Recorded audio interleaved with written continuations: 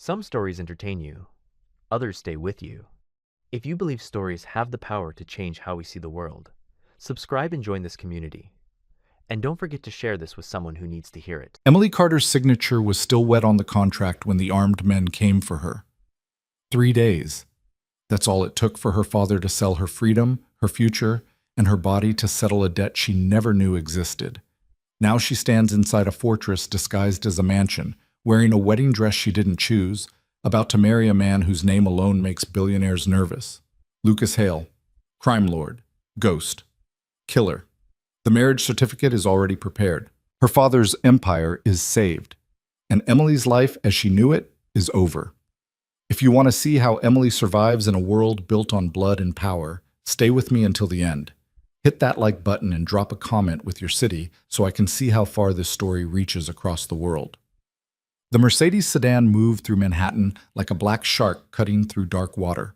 Emily Carter sat perfectly still in the back seat, her hands folded in her lap, her spine straight despite the trembling that threatened to shake her apart from the inside.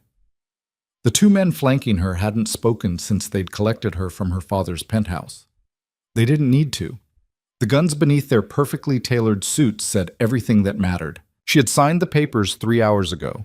Her father had stood across from her in his study, the room where he'd built an empire on other people's money, and he'd slid the contract across his moss-stone desk with hands that didn't shake.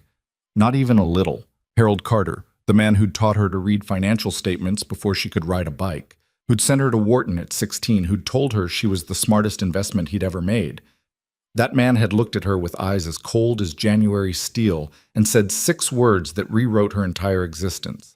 "Sign it, Emily. You have no choice." The contract had been 37 pages long. She'd read every word. Her legal education hadn't been for nothing, even if it was now being used to understand the terms of her own sale. The language was precise, clinical, devastating.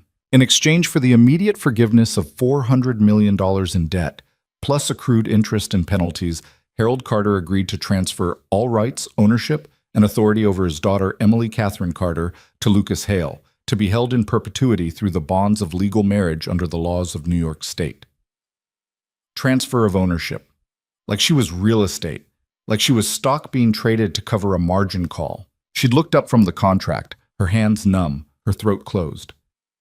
"You're selling me. I'm saving our family." Her father's voice had been matter-of-fact, businesslike, the same tone he used when discussing quarterly earnings. "Everything we've built will disappear if this debt isn't settled.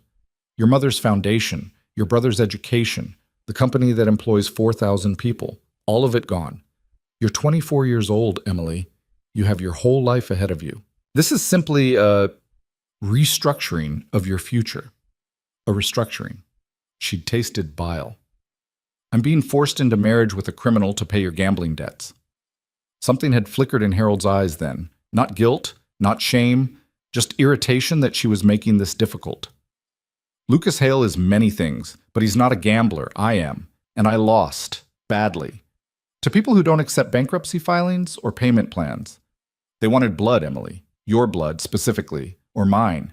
I chose survival. For both of us. You chose yourself. I chose our family's future. Hale has agreed to certain terms. You won't be harmed. You'll live in comfort. You'll want for nothing material, and most importantly, you'll be alive. That's more than I could guarantee if I'd refused his offer." Emily had stared at the man who'd raised her, searching for any trace of the father she'd thought she knew. She found only a desperate stranger wearing his face. "What did you do?" It could possibly create a $400 million debt to someone like Lucas Hale. Harold had looked away then, the only sign of weakness he'd shown. "I borrowed from the wrong people to cover losses from the right people. The wrong people sold my debt to Hale. And Hale," he'd paused, reaching for his scotch. "Hale doesn't believe in forgiveness, only payment, one way or another. So you offered him me. He requested you specifically." Harold had met her eyes again. Apparently he did his research. Harvard summa cum laude at 19, Wharton MBA at 21. Fluent in 4 languages, published in the Journal of International Finance.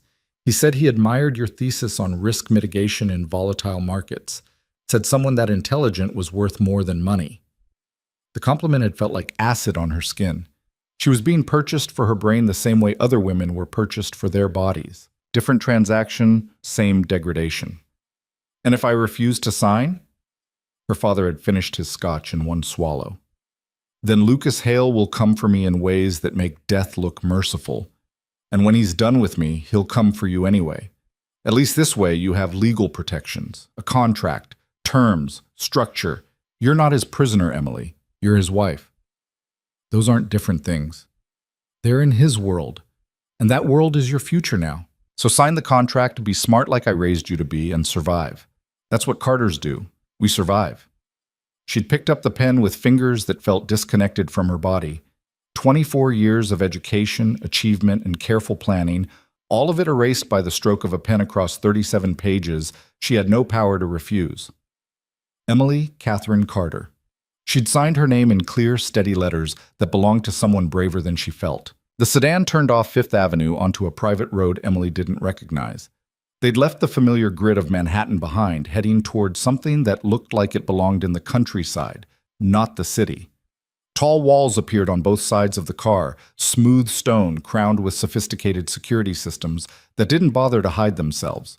Cameras tracked their progress. Emily saw at least 3 different guard stations, each staffed by men who looked like they'd been military once and had found more lucrative employment. The estate that emerged from behind the final security checkpoint stole what little breath Emily had left. It wasn't a house. It was a statement of power rendered in stone and steel. 3 stories of modern architecture that somehow looked both elegant and impenetrable, with floor-to-ceiling windows that probably cost more than most people's homes. The grounds stretched in every direction, manicured and perfect, surrounded by walls that made it clear this wasn't a home. It was a fortress. The car stopped in front of massive double doors that opened before anyone could knock. A woman in her 50s stood in the entrance, perfectly composed in a charcoal suit that screamed professional authority. Her dark hair was swept back in a neat bun, her expression carefully neutral. "Miss Carter." The woman's voice was cultured, with just a trace of a European accent Emily couldn't quite place. "I'm Mrs. Chen, the house manager. Please come with me. We have very little time." Emily stepped out of the car, her legs unsteady after the silent drive. The men who'd brought her didn't follow. Their job was done. The delivery had been made. The interior of the mansion was even more stunning than the exterior. Soaring ceilings, original artwork that belonged in museums, furniture that whispered of wealth so old it had stopped counting zeros. But Emily barely saw any of it. She was too busy trying to control the panic that wanted to claw its way out of her chest and tear her apart from the inside. Mrs. Chen led her up a sweeping staircase and down a hallway lined with doors. She opened one near the end, revealing a bedroom suite larger than the apartment Emily had lived in during graduate school. Everything was done in shades of cream and gold, elegant and impersonal. "You have 45 minutes to prepare," Mrs. Chen said, walking to a massive closet and opening it to reveal a wedding dress already hanging, waiting. "The ceremony will take place in Mr. Hale's private study at 7 o'clock precisely. The judge is already here. 2 witnesses have been arranged. The entire process will take less than 20 minutes.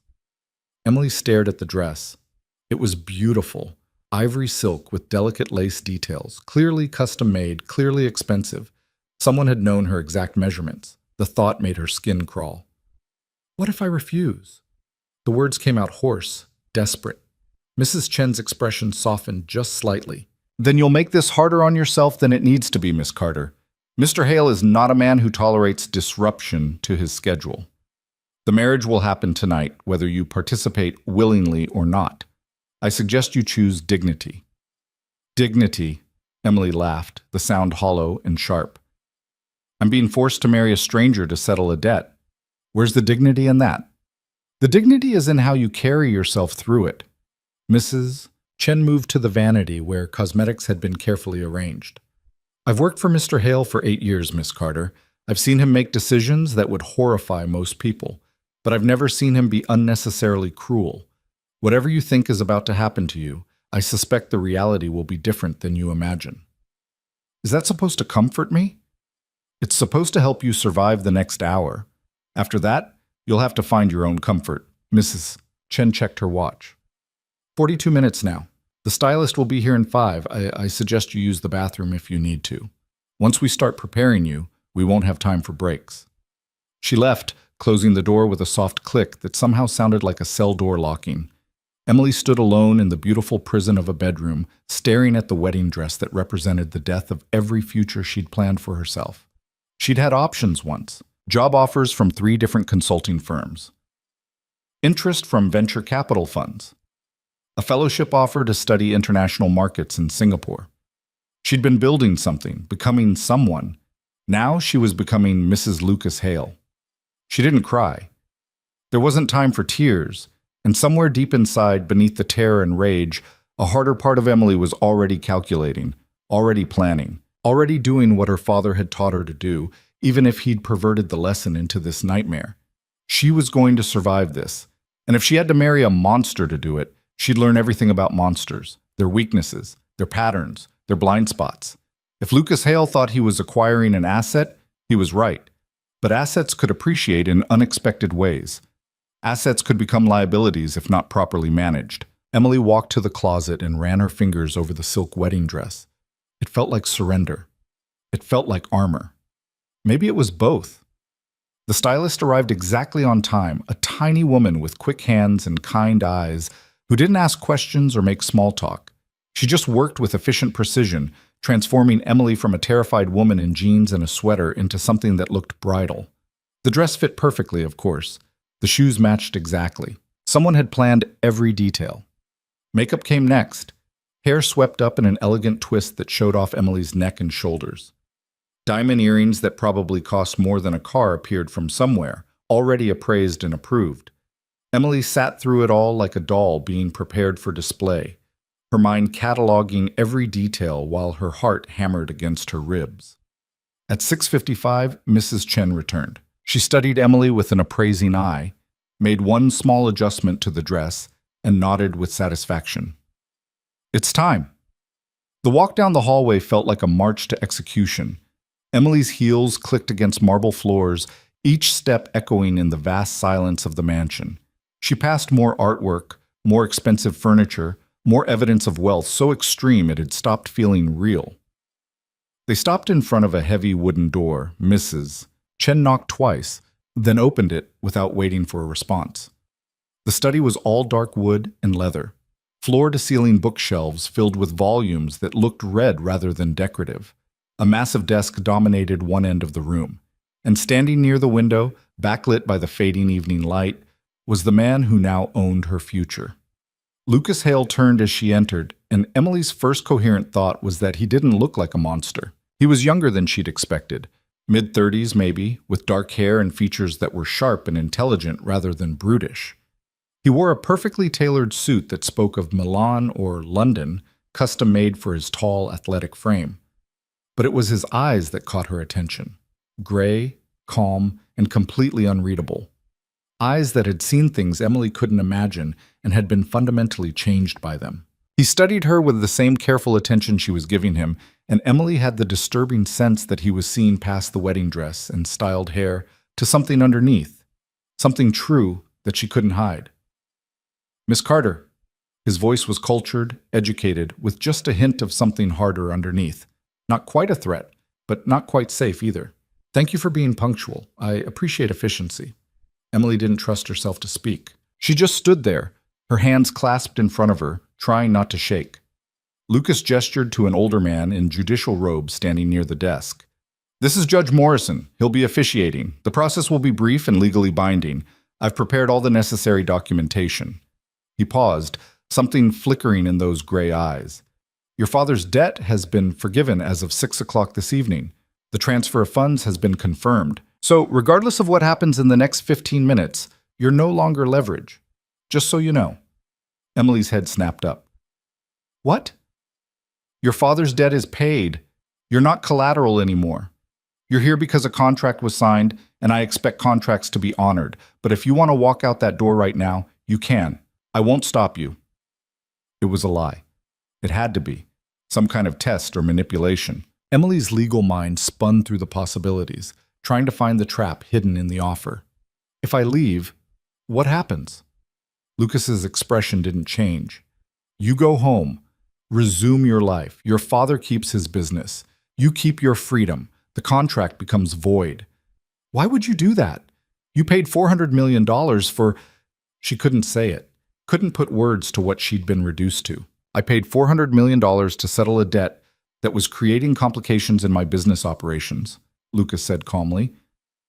Your father was making noise in the wrong circles, attracting the wrong kind of attention. It was becoming a liability. The debt settlement cleaned up that problem.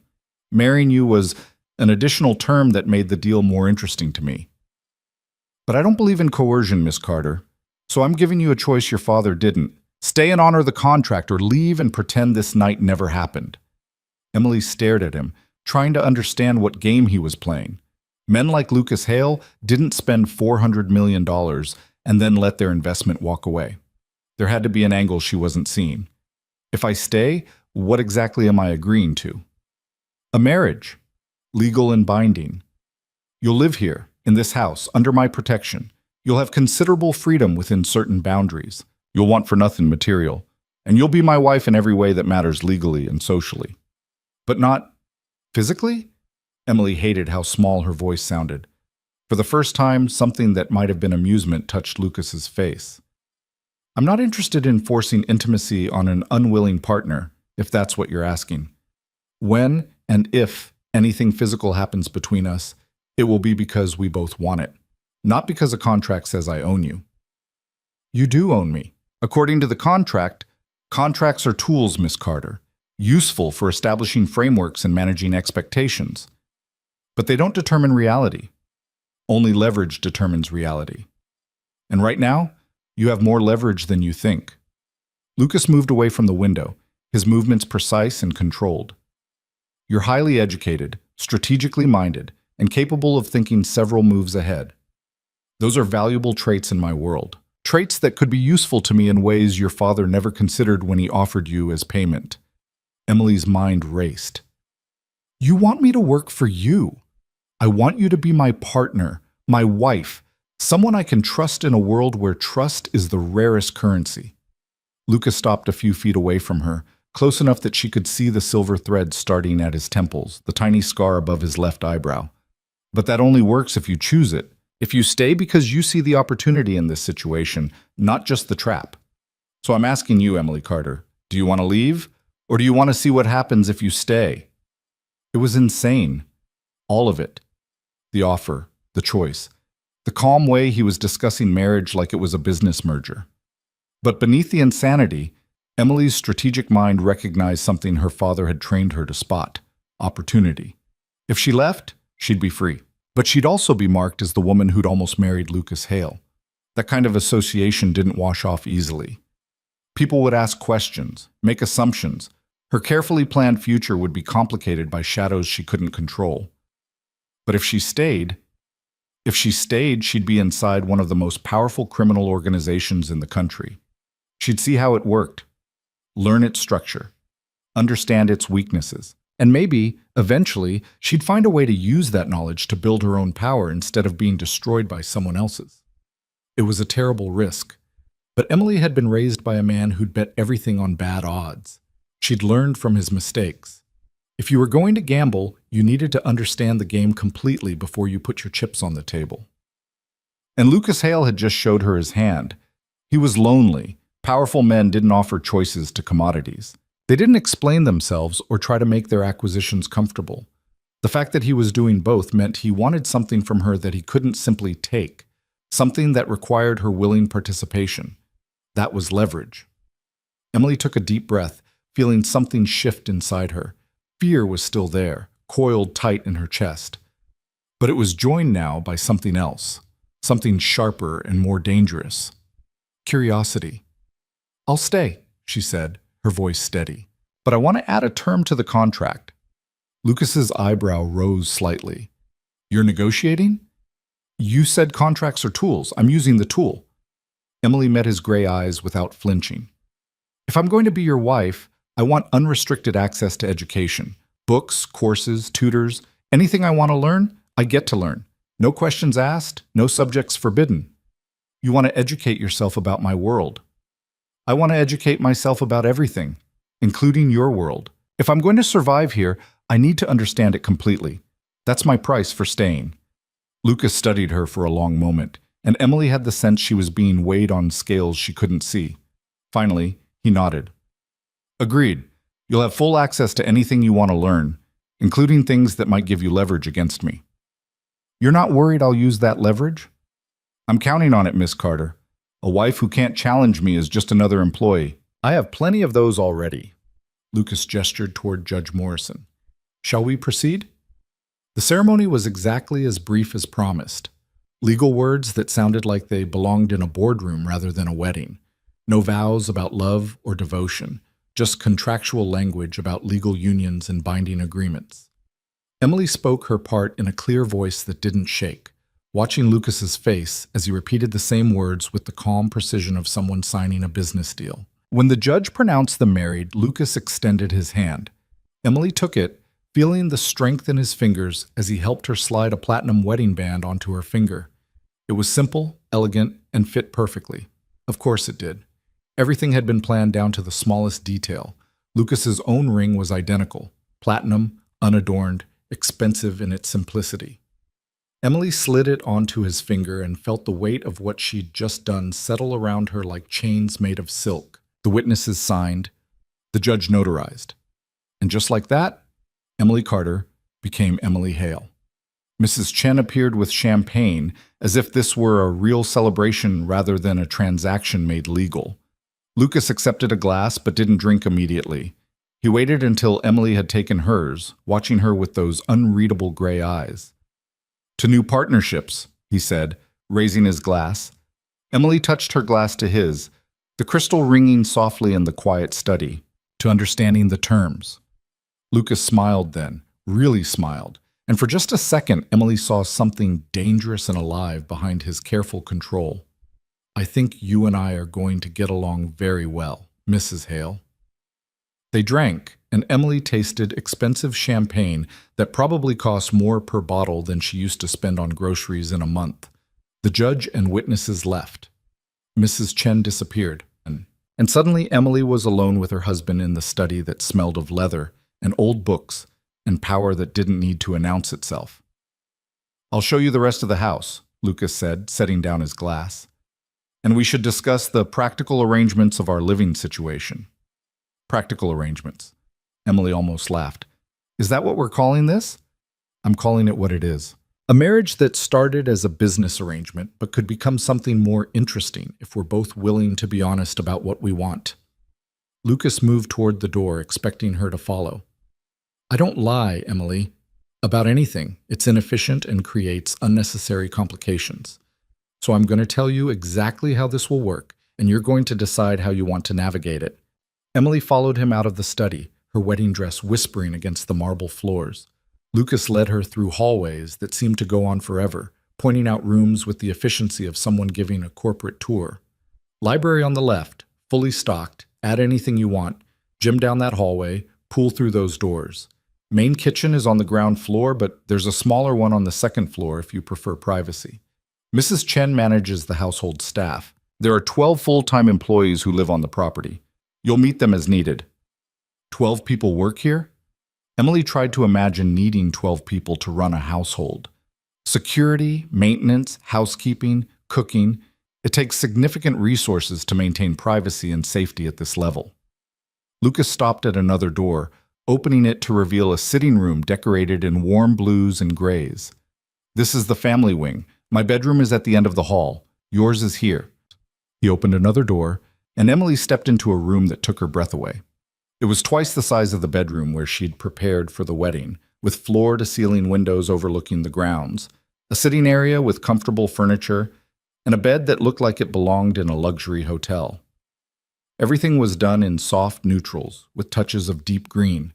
Elegant, expensive, and completely impersonal. You'll find everything you need already provided, Lucas said from the doorway. Clothes in the closet, toiletries in the bathroom. Mrs. Chen took the liberty of ordering basics based on your sizes and preferences from your old apartment. If anything is wrong or missing, let her know. Emily turned slowly, taking it all in. Her prison was very, very comfortable.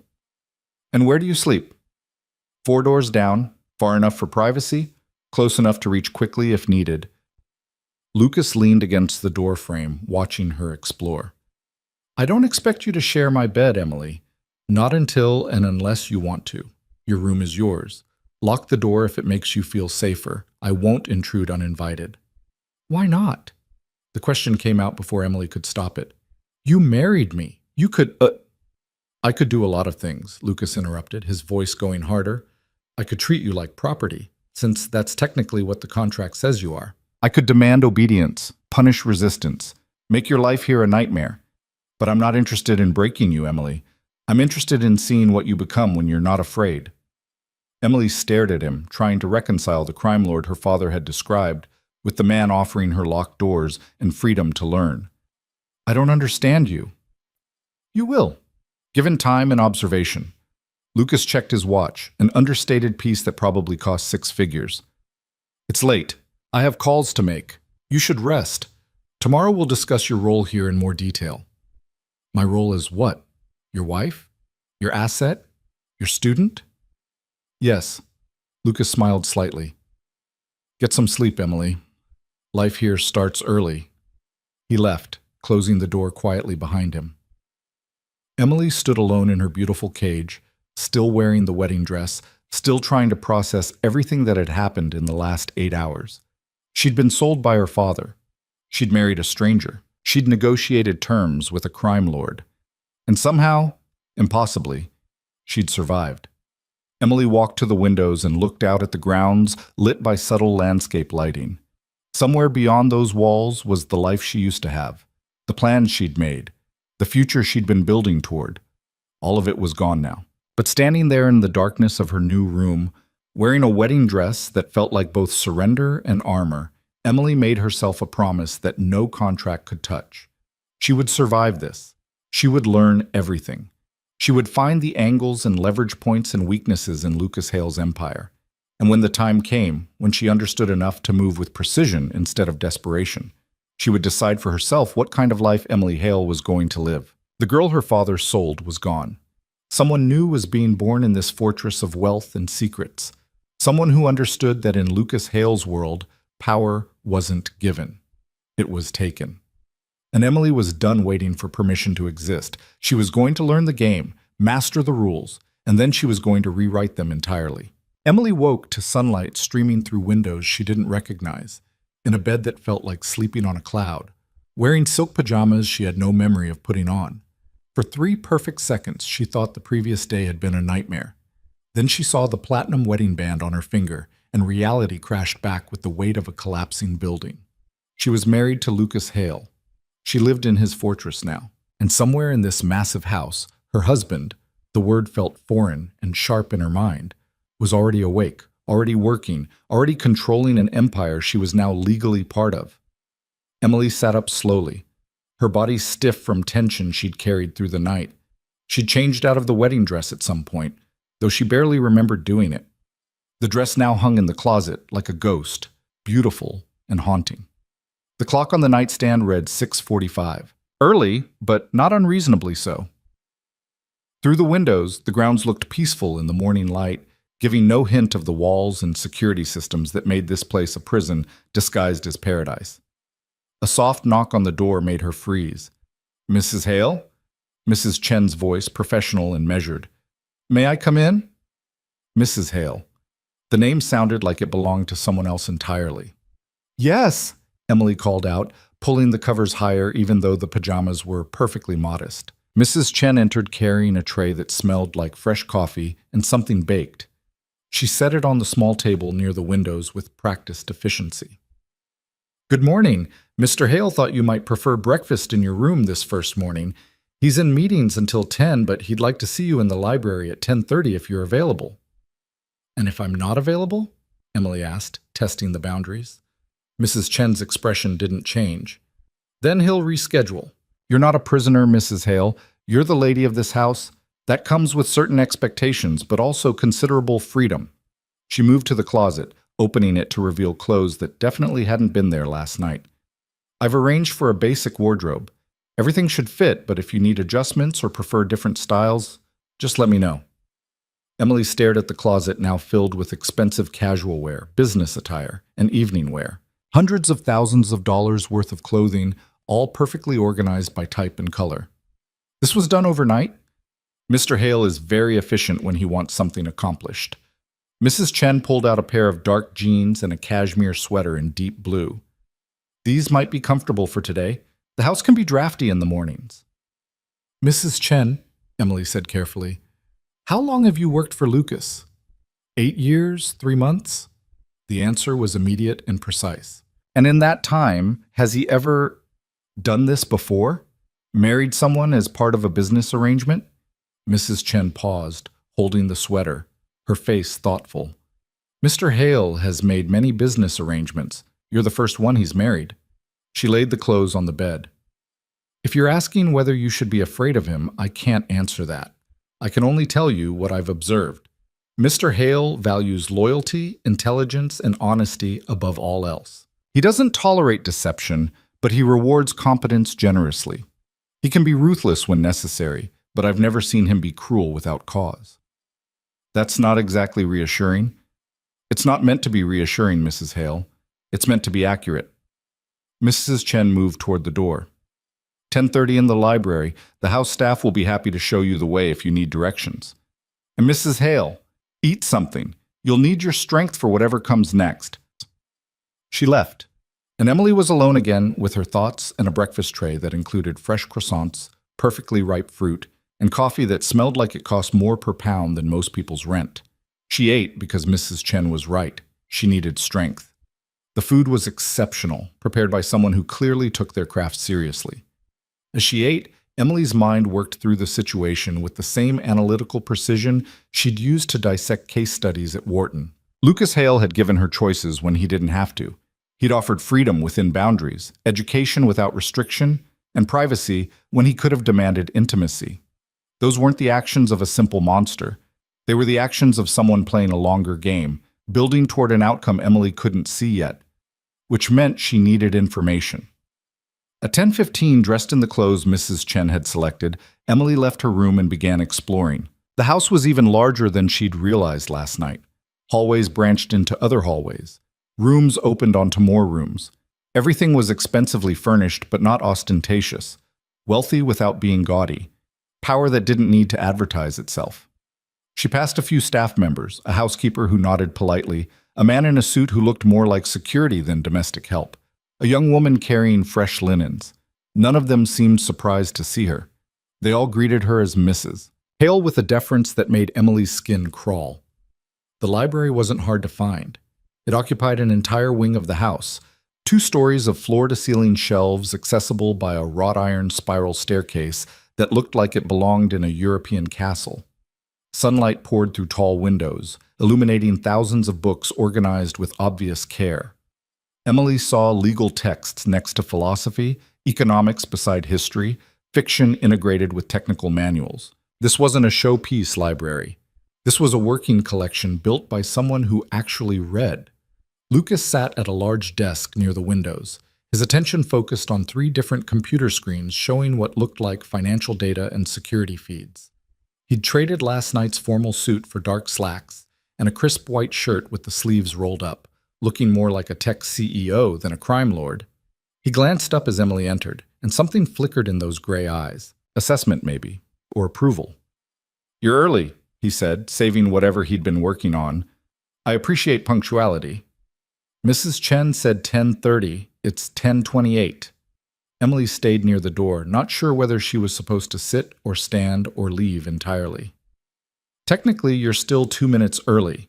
Lucas gestured to a comfortable chair across from his desk. "Please sit. We have things to discuss." Emily crossed the library and sat, feeling like she was entering a negotiation without knowing the terms. Lucas watched her settle, his expression neutral but attentive. "How did you sleep?" he asked. "Is that a real question, or are we making small talk?" "It's a real question. Adjusting to a new environment affects performance. If you didn't sleep well, we can postpone this conversation." Emily met his gaze directly. "I slept adequately, and I don't need to be managed like an employee who might underperform if she's tired." Lucas's mouth quirked slightly. "Fair enough. Then let me be direct. We're married now, which creates certain complications in my world. People will have questions about you, who you are, where you came from, what you mean to me. I need to know how you want to handle those questions. What do you mean, how I want to handle them? I mean that we can position you in several different ways. You can be the sheltered wife who knows nothing about my business. You can be the educated partner who handles legitimate operations. You can be the mystery that people aren't allowed to question. Each option has advantages and risks. Lucas leaned back in his chair. But the choice affects your daily life significantly, so I'm asking for your input. Emily processed this, surprised again by his willingness to offer options. What do you recommend? I recommend honesty within boundaries. You're highly educated and obviously intelligent. Pretending otherwise would be a waste, and people would see through it immediately. But jumping straight into the deep end of my operations would put you at risk you're not prepared to handle. He paused, studying her. I think we start with you learning the landscape, observing, asking questions, building relationships with key people. Then you decide what role you want to play based on what you learn. You're giving me access to your organization. I'm giving you access to information. What you do with it is up to you. Lucas stood, moving to one of the bookshelves and pulling down a slim leather volume. This is a directory of my primary operations and the people who run them. Legitimate businesses, gray area ventures, and operations that are clearly illegal, all documented with the same level of detail. Read it, memorize it, ask me anything you want to know. Consider it your orientation manual. He held out the book, and Emily took it with hands that weren't quite steady. The leather was expensive, the binding professional. Inside, she found pages of typed information organized with corporate precision. Names, operations, reporting structures, revenue streams. A complete map of Lucas Hale's empire, handed to her like a corporate directory. Why are you showing me this? Emily asked, staring at information that could probably destroy him if it fell into the wrong hands. Because you asked for unrestricted education. This is part of your curriculum. Lucas returned to his desk. And because if we're going to make this marriage into something functional, you need to understand what you're part of. I won't lie to you about what I do or who I am. That's the foundation we're building on. Complete honesty, even when the truth is uncomfortable. Emily flipped through pages, seeing legitimate import-export businesses listed alongside casino operations, real estate holdings beside what looked like money laundering schemes. The scope was staggering. Lucas didn't just run a criminal organization. He ran a diversified portfolio that would impress any Wall Street analyst. This is insane, she said quietly. You're trusting me with everything. I'm trusting you to be smart enough to understand that destroying me destroys you now. We're legally bound, Emily. My enemies are your enemies. My risks are your risks. You have every incentive to protect what's in that book, because protecting it protects your own future. Lucas tilted his head slightly. Unless you're planning to go to the authorities? And tell them what? That my father sold me to settle a debt and I voluntarily married you? That would make me look like either a victim or a co-conspirator, neither of which helps me build any kind of life. Emily closed the book. You've thought this through. I think everything through. It's why I'm still alive. Lucas pulled up something on one of his screens. Speaking of staying alive, we need to discuss security protocols. You'll have protection whenever you leave the estate. No. The word came out harder than Emily intended. I'm not walking around with bodyguards following me. You're not walking around without protection either. You're married to me now.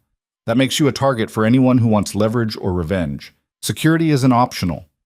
Lucas's voice had gone firm, the first real command Emily had heard from him. You want freedom to move around the city? Fine. But you move with protection, non-negotiable. Emily wanted to argue, but the logical part of her brain recognized he was right. She'd read enough in the directory to understand that Lucas had enemies who would absolutely use her if given the chance. How intrusive will it be? 2-person team, minimum. They'll maintain distance unless there's a threat. You won't notice them most of the time.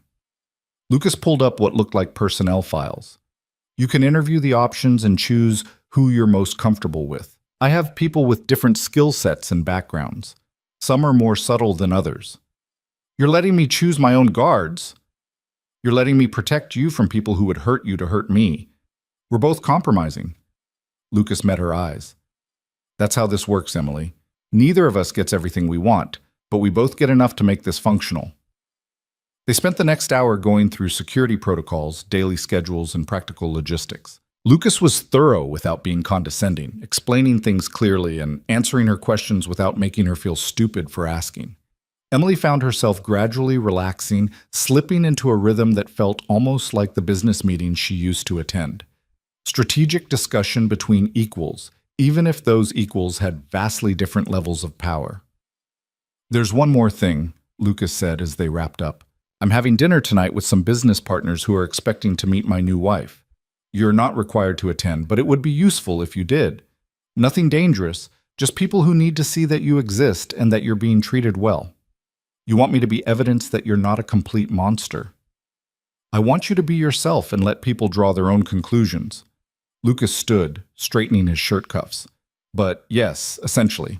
Your presence reassures people that our arrangement is civilized. That matters in my world more than you might think." Emily considered refusing just to assert independence, but strategic thinking won out over petty rebellion. This was an opportunity to observe Lucas in his natural habitat, to see how he operated with his peers. Information was power, and she needed all the power she could gather. "What time and what should I wear?" she asked. 7 o'clock here at the house. Business formal. Mrs. Chen will help if you need it." Lucas paused. "And Emily? Thank you for being willing to engage with this instead of just hiding in your room and refusing to participate." "Don't thank me yet. You haven't seen me at dinner with your business partners. I'm looking forward to it." Lucas smiled, and again Emily saw that flash of something alive and dangerous beneath his control. "I suspect you'll surprise them. You certainly keep surprising me." Emily left the library with the directory tucked under her arm, her mind spinning with new information. She spent the afternoon in her room, reading through the entire book cover to cover, making mental notes of key players, critical operations, and obvious vulnerabilities. Lucas ran his empire with impressive efficiency, but nothing was perfect. Every organization had weak points. Every leader had blind spots. She was beginning to see his. Lucas Hale was brilliant, strategic, and ruthlessly effective, but he was also isolated. The directory showed a network of employees and associates, but precious few actual partners or friends. He'd built an empire where he was the undisputed center of power, which made him simultaneously strong and vulnerable. If something happened to him, the whole structure would collapse. That kind of concentration of power created opportunity. Emily just had to figure out how to use it. At 6:30, Mrs. Chen appeared to help her prepare for dinner. The older woman moved through Emily's closet with practiced efficiency, selecting a midnight blue dress that was elegant without being provocative, expensive without being flashy. "Mr. Hale's guests tonight are serious people," Mrs. Chen explained as she helped Emily with her hair. "They'll be evaluating you, deciding what kind of influence you might have on him. Be yourself, but remember that every word you say will be analyzed for meaning." "That's not terrifying at all," Emily muttered. "You went to Harvard and Wharton. You've been in rooms full of people evaluating you since you were a teenager." Mrs. Chen met Emily's eyes in the mirror. "This is just another performance, except this time you're not trying to impress them, you're trying to understand them." It was good advice. Emily focused on that as she finished preparing, slipping into the dress and the heels that matched perfectly. She looked at herself in the mirror and saw someone who could pass for exactly what she was supposed to be, the educated, elegant wife of a powerful man, the perfect accessory to Lucas Hale's carefully constructed image. Except she wasn't an accessory. She was a student learning the game, and she was a very fast learner. Lucas was waiting at the bottom of the stairs when Emily descended at 6:55. He'd changed into a dark suit that probably cost more than a car, looking every inch the sophisticated businessman. His eyes tracked her progress down the stairs, and Emily saw approval there. Not the leering kind, but the professional assessment of someone who recognized quality. "You look perfect," he said when she reached the bottom. Exactly the right tone. "I'm glad my appearance meets your standards," Emily said dryly. "Your appearance exceeds my standards. I'm impressed by how quickly you've adapted." Lucas offered his arm. "Our guests are in the formal dining room. There are 4 of them, 2 couples. The Mitchells run my West Coast operations. The Chengs handle international shipping and logistics. All of them are legitimate business people who also happen to work in areas that aren't entirely legal." Emily took his arm, feeling the solid muscle beneath the expensive fabric. "And what do they know about me?" That you're Harold Carter's daughter, highly educated, and that I married you as part of settling your father's debt. They also know that you agreed to the arrangement, which makes you either pragmatic or opportunistic depending on their perspective. Lucas led her down the hallway. Let them think what they want. Just be yourself and observe. I'm curious to see what you notice. The formal dining room was stunning. A long table set with crystal and china that probably belonged in a museum, lit by a chandelier that threw prismatic light across white walls decorated with subtle, modern art. 4 people stood near the windows holding cocktails, their conversation pausing as Emily and Lucas entered. Everyone, Lucas said smoothly, his hand settling at the small of Emily's back in a gesture that looked casual but felt possessive. This is my wife, Emily. Emily, meet David and Patricia Mitchell, and Robert and Lynn Cheng. The introductions flowed with practiced ease. David Mitchell was in his 50s, silver-haired and sharp-eyed, with the kind of tan that came from golf courses and yacht decks. His wife Patricia was younger, blonde, and watchful in a way that reminded Emily of a cat tracking prey. Robert Cheng wore wire-rimmed glasses and had the build of someone who spent more time in boardrooms than gyms, while his wife Lynn was elegant in a simple black dress, her dark hair swept up in a style that looked effortless, but probably took an hour. Emily, Patricia said, her voice carrying just a hint of southern warmth that Emily suspected was cultivated rather than natural. We've heard so much about you. Lucas has been quite mysterious about his plans. I wasn't aware I was mysterious, Lucas replied easily. Emily and I met through her father's business. Things progressed quickly. Quickly indeed, David said, his eyes on Emily in a way that made her want to step back. Harold Carter's daughter, Harvard, wasn't it? And Wharton for your MBA? That's correct, Emily said, keeping her voice neutral and professional. Quite an education for someone so young, Robert observed. What did you study? International finance with a focus on risk management in emerging markets. Emily accepted a glass of wine from the server who'd appeared silently. I was particularly interested in how political instability affects investment strategies. Lynn's perfectly shaped eyebrows rose slightly. That's a rather specific focus. I prefer specific over general. You learn more when you narrow your scope. Emily sipped her wine, using the moment to study the group. They were all watching her with varying degrees of interest and suspicion, exactly as Mrs. Chen had predicted. Emily has been learning about our operations, Lucas said, guiding the conversation with the skill of someone who controlled rooms like this regularly. I think her background in risk assessment will be valuable. You're involving her in business? Patricia's tone suggested this was shocking or inappropriate or both. I'm involving her in understanding what her life is now part of, Lucas corrected smoothly. Emily is intelligent and educated. Keeping her in the dark would be wasteful. The dinner that followed was a masterclass in subtle power dynamics. Lucas sat at the head of the table with Emily to his right, a positioning that signaled her importance while keeping her separate from the others. The conversation flowed between legitimate business, shipping schedules, real estate acquisitions, market trends, and thinly veiled references to less legal operations.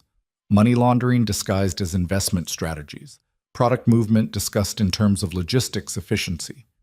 Violence implied through careful euphemisms. Emily listened more than she spoke, filing away details and connections. She noticed that David deferred to Lucas on all major decisions, but challenged him on tactical details. Robert was quieter, but more strategic, asking questions that probed for weaknesses without being overtly aggressive. Patricia and Lynn both watched Emily throughout the meal, their assessment obvious and ongoing. So Emily, Patricia said during a lull in the broader conversation, how are you adjusting to married life? It must be quite different from what you're used to. Different, yes, Emily agreed, but not unmanageable. Lucas can be rather intense about his work. I hope you're not feeling neglected.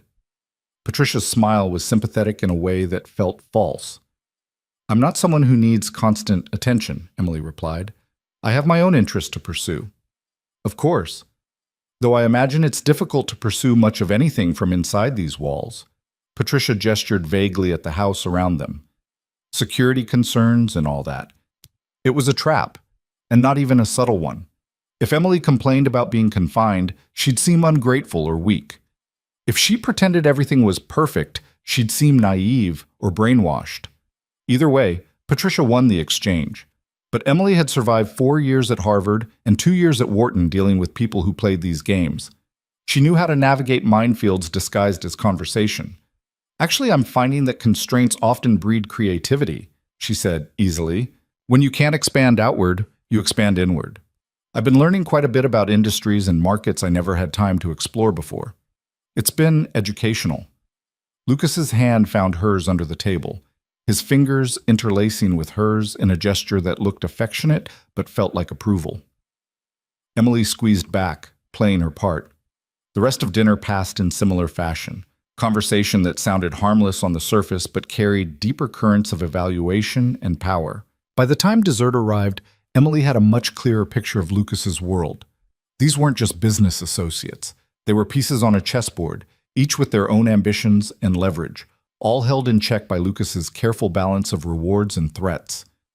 When the guests finally left, Emily felt exhausted in a way that had nothing to do with physical tiredness. Social performance at that level was draining, every word and gesture calculated for maximum effect. Lucas walked her back toward her room, his hand still at the small of her back. "You did extremely well tonight," he said quietly. "Better than I expected." "What did you expect?" "I wasn't sure. You've had less than 48 hours to adjust to this life, but you handled Patricia's attempts to undermine you perfectly, and you picked up on Robert's concerns about the Port Authority situation without me having to explain it." Lucas stopped outside her door. "You're a natural at this." "At what? Political theater disguised as dinner conversation?" "At reading rooms and understanding power dynamics. That's a rare skill, Emily. Most people have to learn it over years. You seem to have it built in." Emily leaned against her door, suddenly aware of how close Lucas was standing. Close enough that she could smell his cologne, something expensive and subtle that probably cost a fortune. Close enough to see the faint lines around his eyes that suggested he smiled more than his reputation implied. "I had a good teacher," she said. "My father built an empire on understanding what people wanted and how to make them think he was giving it to them while actually giving them something less valuable." "Harold is exceptionally skilled at misdirection," Lucas agreed, though clearly not skilled enough to avoid ending up in debt to people who don't accept excuses. No, he wasn't. Emily felt the familiar anger rise and pushed it down. "Can I ask you something?" "Always." "Why did you forgive his debt before the wedding? You said you'd already transferred the money, that I wasn't collateral anymore. You could have used that as leverage to make sure I went through with it. Why give that up?" Lucas was quiet for a moment, his gray eyes studying her face in the dim hallway light.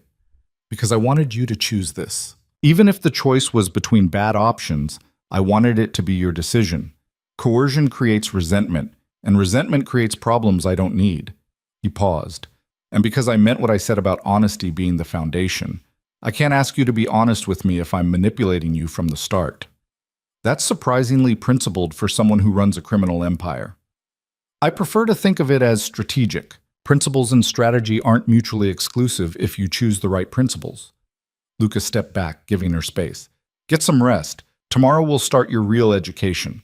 I want to show you some of the operations in person. See how you handle being out in the field instead of just reading about it in books." "You're taking me into the actual criminal parts of your business?" "I'm taking you to see how things work in reality instead of theory. Whether that's criminal depends on your definition and which laws you think actually matter." Lucas smiled. "Sleep well, Emily. Tomorrow gets interesting." He walked away down the hallway, leaving Emily standing outside her door with thoughts that wouldn't slow down enough to process. Everything about Lucas Hale contradicted itself. He was a criminal with principles, a captor who offered freedom, a husband who demanded nothing physical but created intimacy through honesty and shared knowledge. He was dangerous in ways Emily was only beginning to understand, and the most dangerous part was that she was starting to like him. Not the situation. She still hated being traded like property, still resented her father's betrayal, still wanted her old life back. But Lucas himself, with his careful control and unexpected honesty and willingness to treat her like an equal even when he didn't have to, that was becoming harder to hate. Which meant Emily needed to be more careful than ever, because the moment she stopped seeing Lucas Hale as the enemy, was the moment she lost whatever power she'd managed to gather in this impossible situation. She went into her room and locked the door, not because she thought Lucas would intrude, but because she needed the illusion of control. Then she sat on the bed and thought about everything she'd learned in the past 2 days. She'd learned that Lucas valued intelligence and honesty, that he rewarded competence and punished deception, that he was isolated by his own power and possibly lonely beneath the control, that his empire was vast but vulnerable in ways he might not fully recognize. And she'd learned that she was good at this world, better than she'd expected. The political maneuvering, the careful conversations, the constant evaluation of power and leverage, it was just high-stakes business strategy played with different pieces. Emily had always been good at strategy. The question was whether being good at something made it right to participate in it, whether surviving in Lucas Hale's world meant becoming part of what made it work, whether she could learn the game without losing herself to it. She didn't have answers yet, but she was starting to understand the questions. And in Lucas Hale's world, understanding the right questions was the first step toward finding useful answers. Morning arrived with Mrs. Chen's soft knock and the information that Lucas expected Emily downstairs in 30 minutes. No breakfast tray this time, no leisurely start to the day, just the efficient summons of someone whose schedule didn't accommodate delays. Emily dressed quickly in dark jeans and a black sweater from the seemingly endless wardrobe that had appeared in her closet, pulling her hair back in a practical ponytail. If Lucas was taking her into the field, whatever that meant, she needed to look capable rather than decorative. She studied herself in the mirror and saw someone who looked far more composed than she felt. 2 days of marriage, and she was already learning to wear masks.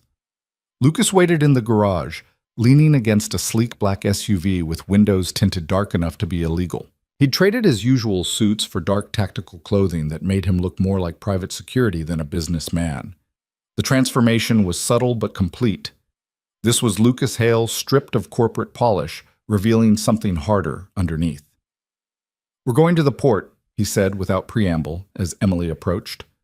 "One of my shipping operations is receiving a container that requires personal oversight. I want you to see how the logistics work in practice." Logistics," Emily repeated, climbing into the passenger seat. "Is that what we're calling smuggling now?" "We're calling it supply chain management with creative customs documentation." Lucas started the engine, the SUV purring to life with expensive precision. "The goods themselves are legal. The method of getting them here without paying appropriate taxes is less so. It's a gray area that generates significant revenue with manageable risk if handled properly."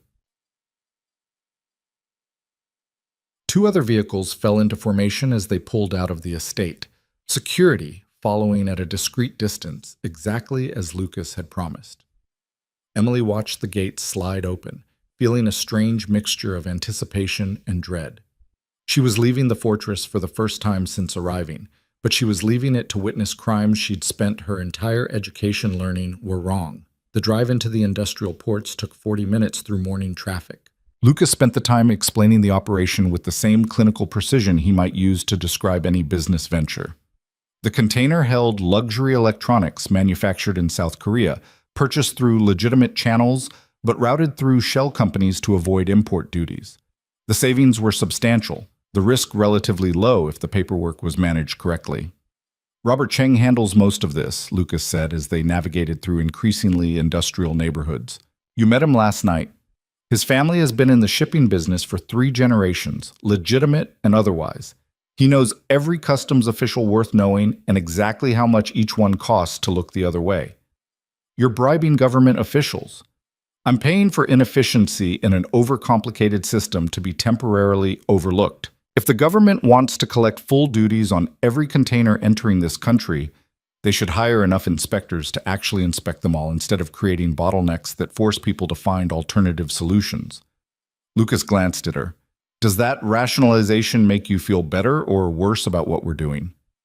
Emily considered the question honestly. "Neither. It's just a different frame for the same action. You're still breaking the law, regardless of whether the law is efficient." "True. But efficiency matters when you're trying to run profitable operations in a system designed to extract maximum revenue while providing minimum service." Lucas pulled into a warehouse complex surrounded by high fences and serious security. "Welcome to the port. Try not to look too shocked by anything you see." The warehouse was massive, filled with containers stacked 3 high and workers moving with practiced efficiency. Robert Cheng stood near the center of the operation, tablet in hand, directing traffic with the authority of someone who'd done this 1,000 times.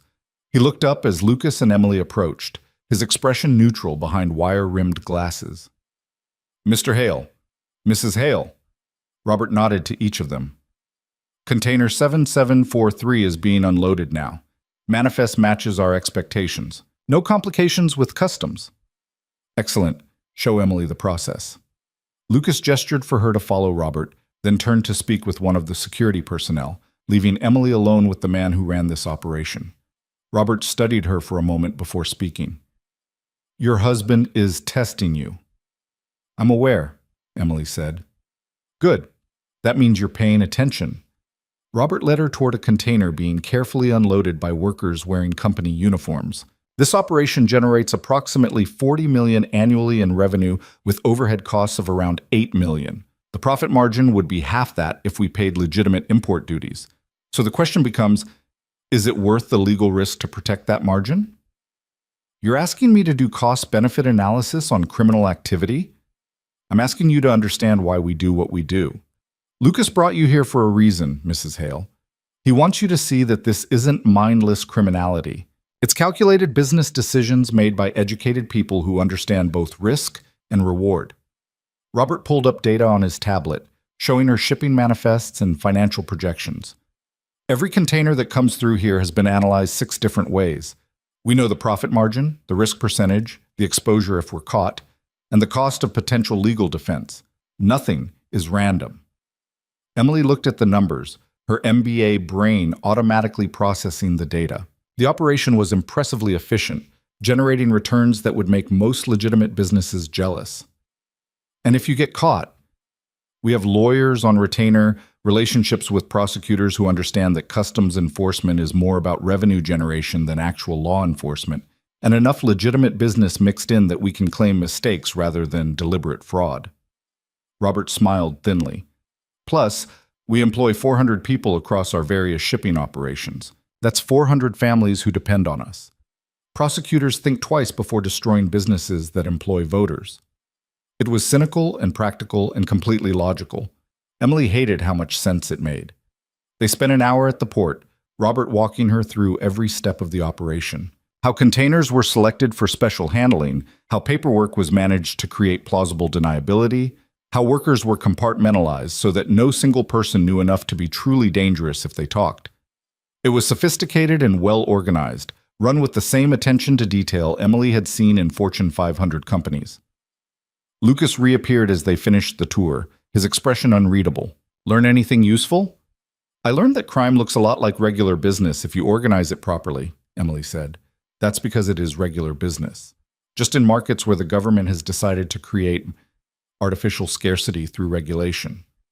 Lucas nodded to Robert. "Thanks for the education. We'll be in touch about the Vancouver shipment." They left the port in the same convoy formation, Lucas quiet as he drove. Emily watched the city pass outside the tinted windows, processing everything she'd seen. Part of her wanted to be disgusted, to feel moral outrage at the casual way Lucas and Robert discuss breaking laws. But a larger part, the part trained to analyze systems and find inefficiencies, recognized that they had a point. The customs system was bloated and corrupt in its own way, extracting money without providing corresponding value. Lucas was just playing the same game with different pieces. "You're very quiet," Lucas observed as they merged onto the highway. "Regretting the field trip." "Processing it," Emily corrected. "You're showing me all of this for a reason. I'm trying to figure out what the reason is." "The reason is that I want you to understand what you're part of. Not the sanitized version or the demonized version, but the actual reality." Lucas exited the highway, but instead of heading back toward the estate, he turned toward the city center. "And I want you to see the full picture, which means showing you more than just the profitable parts." He pulled into a parking garage beneath a nondescript office building in a neighborhood Emily recognized as recently gentrified. They took an elevator to the 4th floor, emerging into a hallway that looked like any other professional office space. But when Lucas opened an unmarked door, Emily stepped into something completely unexpected. The space had been converted into what looked like a community center. Comfortable furniture, children's toys scattered in one corner, a small kitchen area where someone was making coffee. A dozen people occupied the room, mostly women, several with children, all looking tired but safe. A woman in her 40s approached immediately, her face lighting up when she saw Lucas. "Mr. Hale? We weren't expecting you today." "Unscheduled visit, Maria. I wanted to show my wife what we're doing here." Lucas gestured to Emily. "Emily, this is Maria Santos. She runs our crisis intervention program." Maria extended her hand, her grip firm and warm. "Mrs. Hale, welcome. We've heard you're brilliant. Always nice to have another smart woman in Lucas's orbit." "Crisis intervention?" Emily shook her hand, confused about what this place was doing in the middle of Lucas Hale's criminal empire. "Safe housing and support for women and children escaping domestic violence," Maria explained, leading them through the space. "We provide temporary shelter, legal assistance, job training, childcare, and transition support, everything they need to build new lives away from the people who hurt them." Emily stared at Lucas, trying to reconcile this with everything else she knew about him. "You run a domestic violence shelter?" "I fund 3 of them across the city," Lucas corrected. "Maria runs them. I just make sure they have the resources to operate without worrying about money." "We serve about 200 women and children annually," Maria continued, showing Emily into a room set up as a classroom. GED prep, job skills training, financial literacy courses. Most of the women who come here have been isolated from normal support systems. They need everything rebuilt from the ground up. A young woman sat in the corner with a toddler on her lap, both looking exhausted but calm. Maria walked over to them, speaking softly in Spanish before turning back to Emily. "This is Carmen. She arrived 3 days ago with her daughter Sofia. Her husband put her in the hospital twice before she found the courage to leave." Carmen looked up at Emily with dark eyes that had seen too much. "Miss Maria saved my life. Mr. Hale's program gave me somewhere safe to go when I had nothing." Emily felt something crack open in her chest. These weren't theoretical victims or statistics in a report. They were real people, saved by money that came from customs fraud and smuggling operations. The moral arithmetic was making her dizzy. Lucas spoke with Maria for a few minutes about funding and operational needs while Emily stood frozen, trying to process the cognitive dissonance. When they finally left, Emily made it to the car before the questions exploded out of her. "I don't understand. You run criminal operations that break laws and hurt people, but you also fund domestic violence shelters? How does that make sense?" Lucas started the car but didn't pull out of the parking space. "It makes sense when you understand that legality and morality aren't the same thing. I break laws that exist to protect government revenue and corporate profits. I protect people who are being hurt by legal structures that fail them. Those 2 things aren't contradictory. They're both responses to systems that don't work the way they should." That's a convenient rationalization. It's an accurate assessment of reality. Lucas turned to face her fully. "Do you know how much funding the city provides for domestic violence services? A fraction of what's actually needed. Women die every year because they can't find safe places to go when they leave abusive partners. The government could fix that problem but chooses not to because it's not politically profitable. So I fix it instead. Using money earned from operations the government also could shut down, but chooses not to because customs enforcement is more about theater than actual security." Emily pressed her palms against her eyes, feeling a headache building. "You're telling me you're a criminal with a conscience. I'm telling you I'm a person who operates outside legal structures that I consider fundamentally broken. Some of what I do is purely profitable. Some of it helps people who need help. Both are true simultaneously." Lucas reached over and gently pulled her hands away from her face. "I'm not asking you to approve, Emily. I'm asking you to understand the full picture before you decide what you think of me." "Why does what I think matter?" "Because you're my wife. Because you're smart enough to see nuance instead of just black and white. Because I want you to choose to be here instead of just surviving here." His gray eyes held hers, intense and honest.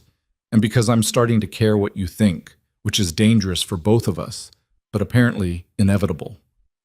The admission hung in the air between them, heavy with implications Emily wasn't ready to examine. Lucas released her hands and pulled out of the parking space, ending the moment before it could become something neither of them knew how to handle. They drove in silence for several minutes before Lucas spoke again. There's one more stop. Then we'll go home and you can process everything without me watching you work through it. The final stop was in a neighborhood Emily's father would have called unsavory. Lucas parked in front of a gym that had seen better decades, its windows covered with fading posters for boxing matches and martial arts classes.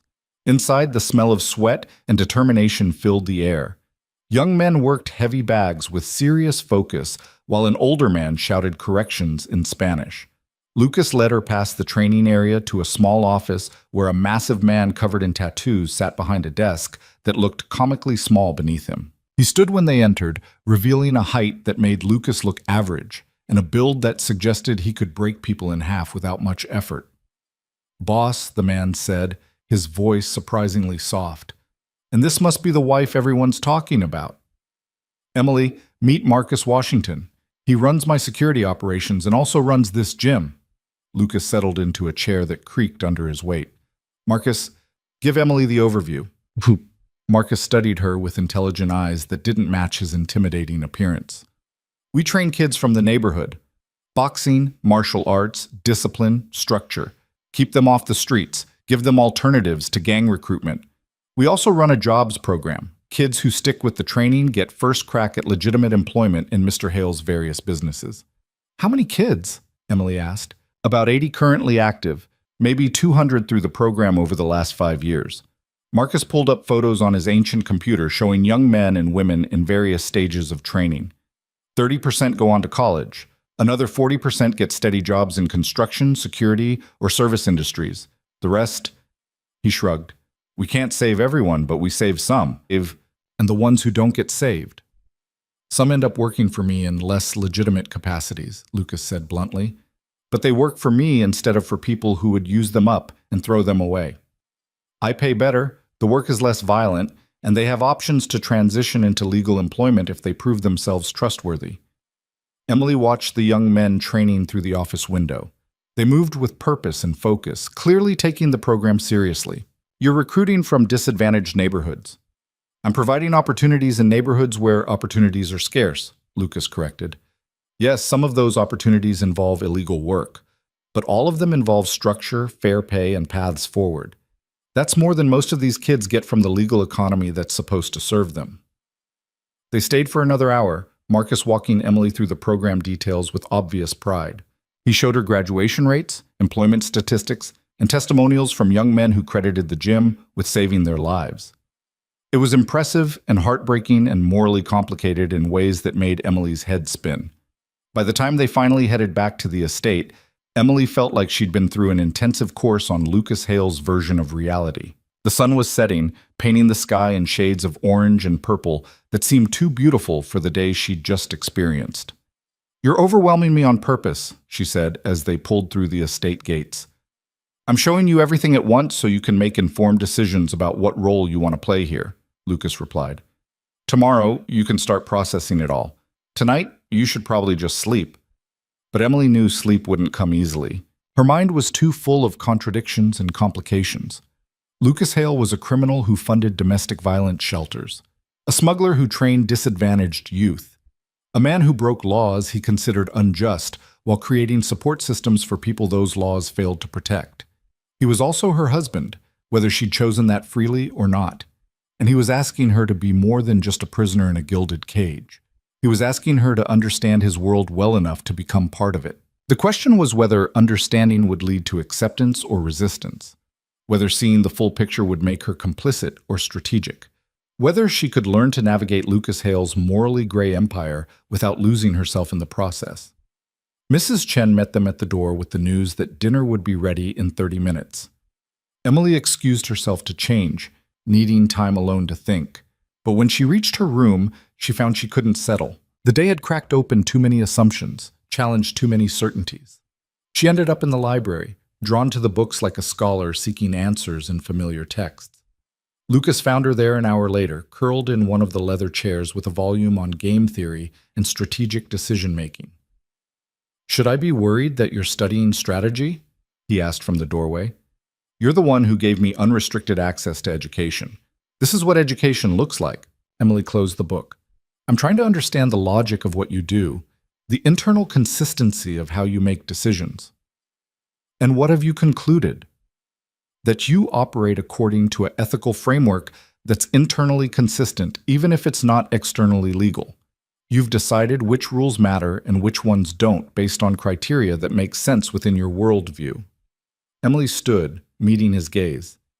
The problem is that your criteria aren't universally shared. Other people, most people, would disagree with your assessment of which laws deserve to be followed. I'm aware. That's why I operate outside those systems rather than trying to change them from within. Lucas moved into the library, maintaining distance but clearly interested in the conversation. Does my framework make sense to you? Intellectually, yes. I can follow the logic. Emotionally, I'm still processing. Emily set the book aside. You showed me criminal operations and charitable programs in the same day. That was deliberate. You're observant. I'm trained to see patterns. You wanted me to see that you're not simply a criminal or simply a philanthropist. You're both operating in a world where those categories overlap more than people like to admit. Emily moved closer to him, testing the space between them. The question is why you care whether I see that nuance. Because I'm tired of being alone in it, Lucas said quietly, and for the first time Emily heard something vulnerable beneath his usual control. Everyone in my life falls into one of two categories. People who work for me and see only the boss, or people who fear me and see only the threat. No one sees the whole picture because I don't let them. But you're smart enough to understand it if I show you. And I wanted someone who could see all of it and still choose to stay. The admission settled between them like a confession. Emily realized that Lucas hadn't just been testing her today. He'd been revealing himself, pulling back layers of protection to show her something true beneath the careful control. It was a gift and a burden, and accepting it meant acknowledging that she was no longer just a prisoner or even just a student.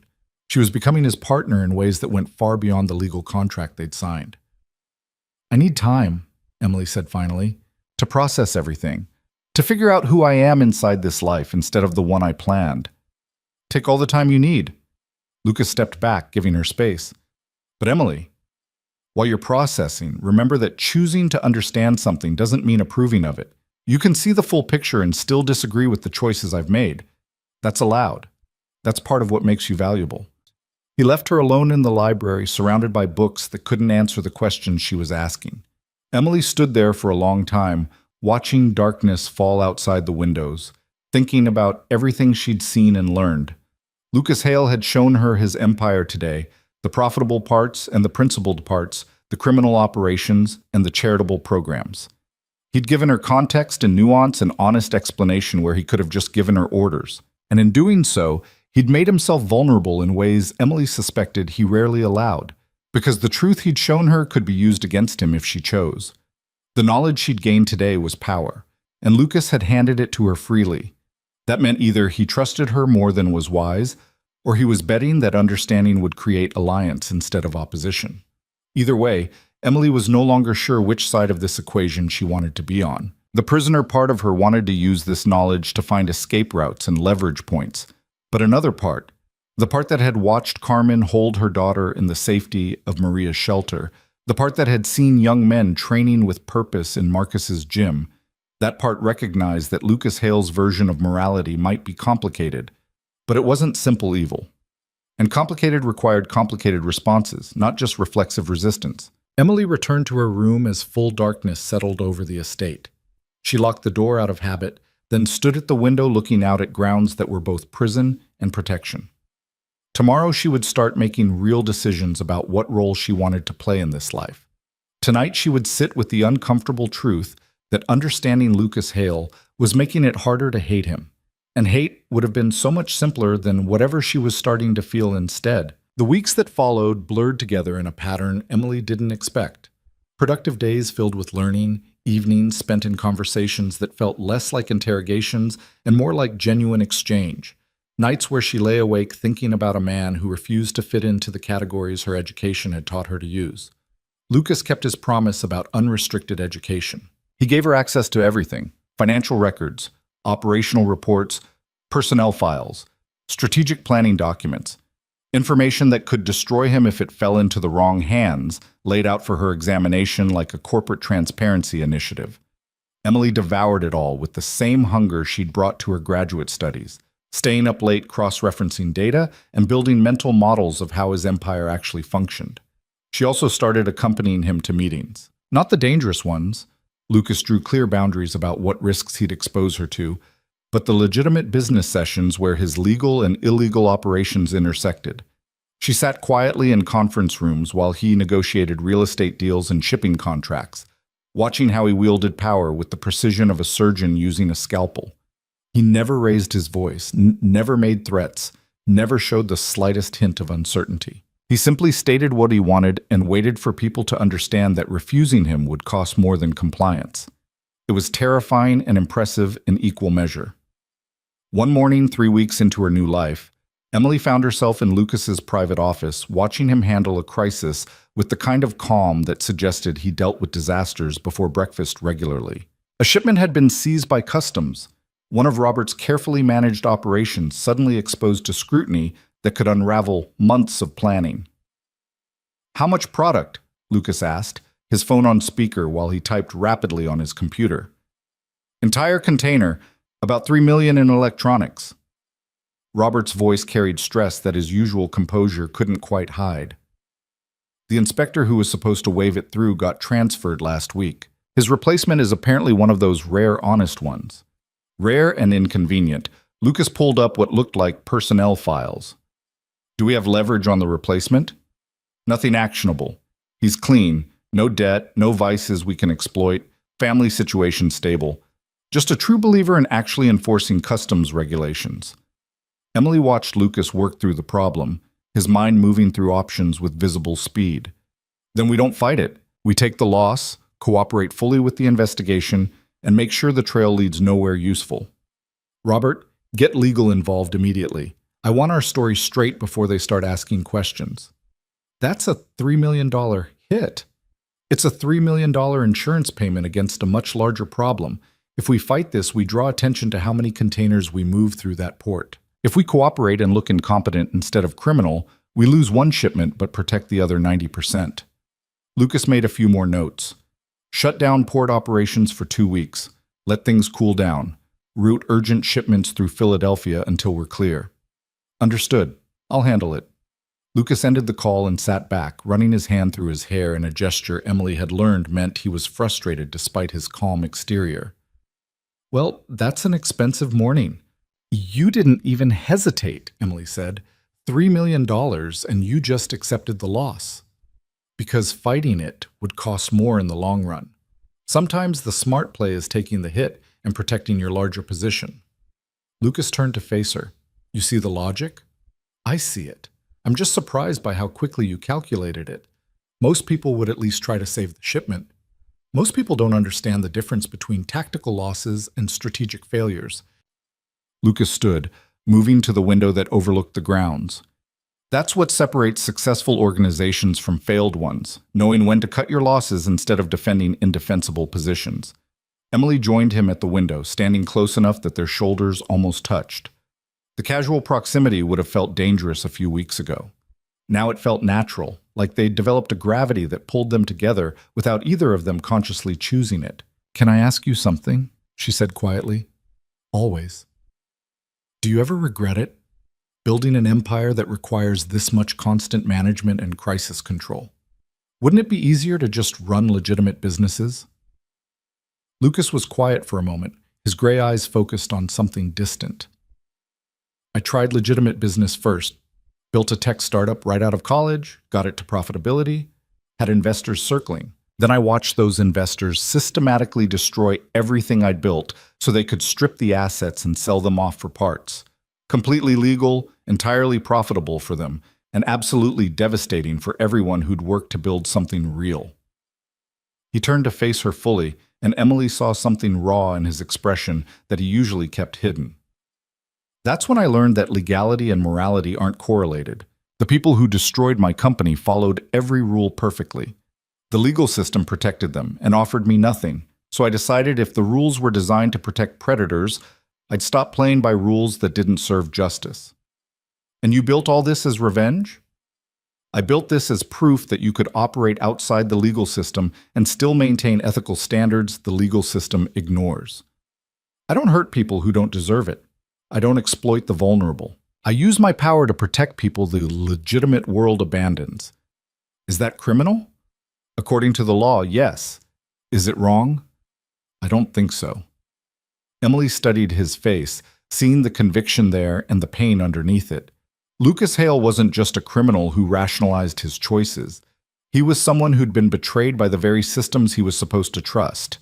And he'd responded by building alternatives that made sense to him even if they broke every rule. It was the kind of origin story that would make her father dismiss him as emotional and irrational. But Emily recognized something her father never would. Sometimes the most dangerous people weren't the ones who broke rules impulsively, but the ones who broke them after careful consideration and with absolute conviction that they were right. I understand you better now, she said finally. Does understanding make it better or worse? Neither. It just makes it clearer. Emily moved back to the desk, running her fingers over the financial report spread across its surface. Can I help with something? I'm getting restless just observing. I want to actually do something useful. Lucas's eyebrows rose slightly. You want to work? I want to contribute. You've given me access to everything, taught me how your operations function, let me sit in on meetings. But I'm still essentially a very educated spectator. That's starting to feel insufficient. What kind of work are you interested in? Emily had been thinking about this for days, watching how Lucas's organization operated and seeing gaps her particular skills could fill. You have brilliant people running individual operations, but I don't see anyone doing comprehensive risk analysis across your entire portfolio. You're making decisions operation by operation, but you're not tracking correlation risks or identifying systemic vulnerabilities. Lucas leaned against the desk, his attention completely focused on her. Go on. Robert's port seizure, for example. That's not just a $3 million loss, it's a signal that customs enforcement patterns are changing. If one inspector got replaced with an honest one, that could be random, but it could also be the start of a larger crackdown. You need someone tracking those patterns across all your operations, identifying early warning signs before they become crises. And you want to be that someone. I'm trained for it. Risk assessment in volatile markets. That was my specialty at Wharton. Criminal enterprises are just markets with higher volatility and different regulatory frameworks. The analytical tools are the same. Emily pulled up a document on his computer showing him a framework she'd been developing. I've been mapping your operations and identifying correlation risks. Look at this. You have 12 different revenue streams that all depend on port access. If there's a systematic crackdown on customs fraud, you could lose 40% of your revenue simultaneously. That's catastrophic concentration risk.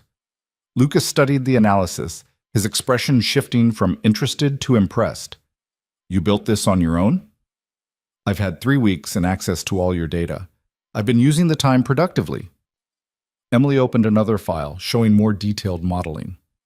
I can build you a comprehensive risk management system.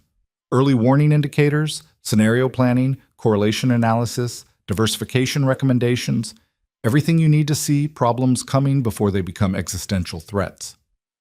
This is exceptional work, Emily. Lucas scrolled through her analysis, shaking his head slightly. Your father really had no idea what he was trading away, did he? My father saw a daughter he could use to settle a debt. You're the first person who's ever seen what I could actually do if someone gave me the freedom to do it. The words came out more honestly than Emily intended, revealing something she hadn't fully admitted to herself. Lucas looked up from the screen, his gray eyes searching her face. Are you saying you're choosing to be here?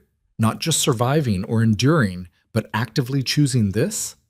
Emily took a breath, feeling like she was standing at the edge of something she couldn't take back. I'm saying that I've spent 3 weeks watching you run an empire that shouldn't work but does. You break laws I was taught to respect, but you do it with more integrity than most people who follow those laws perfectly. You've given me more autonomy and respect in 3 weeks than my father did in 24 years. So yes, I'm choosing to engage with this, to be part of it, to use my skills to help you build something that makes sense even if it's not legal. The silence that followed felt heavy with implications neither of them seemed ready to name. Lucas stood slowly, moving around the desk until he was close enough that Emily had to tilt her head back slightly to maintain eye contact. If you do this, if you become an active part of my operations, you're not just legally bound to me anymore. You're complicit. Everything I do becomes something you're helping facilitate. That's a different level of commitment than what we have now. I know. And if something goes wrong, if we get caught, you'll face consequences right alongside me. Your education, your reputation, your entire future outside this world, all of that becomes collateral damage if this goes badly. I understand the risks, Lucas. I've spent 3 weeks analyzing them from every angle. I know what I'm choosing. Emily held his gaze, refusing to look away. The question is whether you trust me enough to let me do this. Whether you believe I'm capable of being your partner instead of just your wife in name only.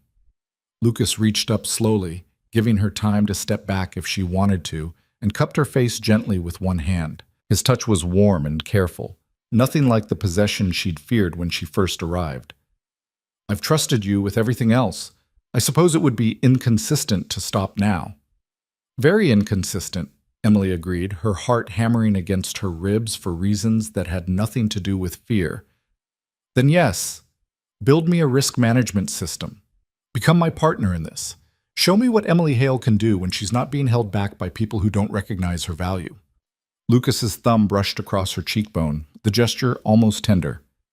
But Emily, this means you're all in. No more sitting on the fence, no more pretending you're just a prisoner making the best of bad circumstances. You'll be making active choices about illegal operations. Are you certain that's who you want to become? Emily thought about the woman she'd been a month ago. The one who'd had a clear future mapped out, who'd believed in systems and rules and proper channels for solving problems. That woman wouldn't have recognized who she was becoming, but that woman had also been naive about how power actually worked, about how the legal and illegal worlds intersected, about how much damage could be done by people who followed every rule perfectly. I'm certain, she said. I want to do this. Lucas smiled then, genuinely smiled, and Emily saw something in his face she hadn't seen before. Hope, maybe, or relief that he wasn't alone anymore. Then we're partners. In everything. He leaned down slowly, telegraphing his intention clearly enough that Emily could have moved away. But she didn't. She stayed perfectly still as Lucas kissed her, soft and careful, like he was discovering something fragile that might break if handled roughly. It was nothing like the forced intimacy she'd feared. It was a question asked with his lips against hers, an invitation she could accept or decline. Emily answered by rising slightly on her toes, closing the distance between them, turning the careful kiss into something deeper. Lucas's hand slid to the back of her neck, his other arm wrapping around her waist, pulling her closer as the kiss intensified. Emily felt 3 weeks of tension and uncertainty transform into something clearer and more dangerous. Genuine desire for a man who'd started as her captor and become something far more complicated. When they finally broke apart, both breathing harder, Lucas rested his forehead against hers. That wasn't part of the partnership agreement. Consider it a signing bonus, Emily said, surprised by her own boldness. Lucas laughed, the sound warm and genuine. I think I'm getting the better end of this deal. Don't be so sure. I'm expensive to maintain. I'm sure you are. Fortunately, I can afford it. Lucas stepped back, though his hand lingered at her waist for an extra moment. We should probably get back to work before I forget why maintaining professional boundaries is important. Are we maintaining professional boundaries? Emily asked, still feeling the heat of his kiss on her lips. We're going to try, for now. Lucas moved back to his desk, but the way he looked at her had changed. Less guarded, more open. Show me more of your risk analysis. If I'm letting you rebuild my entire operational framework, I want to understand your methodology. They spent the rest of the morning working through Emily's analysis, the kiss hanging between them like a promise of things neither of them was ready to fully acknowledge. But the dynamic had shifted. They weren't captor and prisoner anymore, weren't even just husband and wife in a contractual arrangement. They were becoming actual partners, building something together that neither of them had expected when Harold Carter signed those papers. Over the following days, Emily threw herself into the work with single-minded intensity. She built databases, created tracking systems, developed algorithms to identify pattern changes across Lucas's various operations. She interviewed key personnel, learned the granular details of each revenue stream, and created comprehensive risk profiles that made Lucas's existing systems look primitive by comparison. Marcus came to the estate one afternoon to review security protocols with Lucas and ended up spending 2 hours with Emily instead, walking through her analysis of physical security vulnerabilities. He left shaking his head in amazement. "Your wife is terrifying," he told Lucas as Emily pulled up more data. "She found gaps in our perimeter security I didn't know existed." "I'm aware. It's part of her charm." Lucas watched Emily work with obvious pride. "She sees everything." "That's either going to save you or destroy you," Marcus said. "Probably both." Emily pretended not to hear the exchange, but she felt the weight of Marcus's words. She was seeing everything, the brilliant parts of Lucas's empire and the vulnerable parts, the ethical framework he operated within, and the lines he was willing to cross. And with every layer she uncovered, she became more entangled in a world she'd never planned to be part of. The evening after Marcus's visit, Lucas found Emily in the library surrounded by files and reports, still working despite the late hour. He set a glass of wine beside her laptop without comment, settling into the chair across from her. "You need to sleep," he said. "I need to finish this analysis of your pharmaceutical supply chain. There's something off about the sourcing patterns, and I can't figure out what." Emily rubbed her eyes, tired but unable to stop. "If I'm right, you're being systematically overcharged by your suppliers. If I'm wrong, I'm missing something obvious, and that bothers me more." Lucas reached over and closed her laptop gently. "It will still be there tomorrow. You've been working 14-hour days for a week. That's not sustainable," says the man who works 16-hour days regularly. "I've been doing this for years. You're still adjusting to the altitude." Lucas pulled her to her feet. "Come on, we're taking a break." He led her through the house to a room Emily hadn't explored yet, a home theater with comfortable seating and a screen that took up an entire wall. Lucas selected something from his collection, something light and completely unrelated to crime or business or anything serious. "We're watching a movie?" Emily asked, surprised. "We're reminding ourselves that life exists outside of work, even necessary work." Lucas settled onto the oversized couch, patting the space beside him. "Sit. Relax. Let your brain process something other than risk algorithms for 2 hours." Emily sat, acutely aware of Lucas's proximity as the movie started. Somewhere during the second act, she found herself leaning against his shoulder, his arm around her in a gesture that felt protective rather than possessive. It was comfortable in a way she hadn't expected, easy in a way that should have been impossible given how they'd started. "Lucas?" she said quietly during a particularly slow scene. "Hmm?" "When you said you were starting to care what I thought, that first night after the wedding, did you mean it?" She felt him tense slightly, then relax. "Yes, I meant it. I'm starting to care what you think too. About me, about what I'm building here, about whether I'm becoming someone you can actually trust." Emily turned to look at him in the flickering light from the screen. "That wasn't supposed to happen.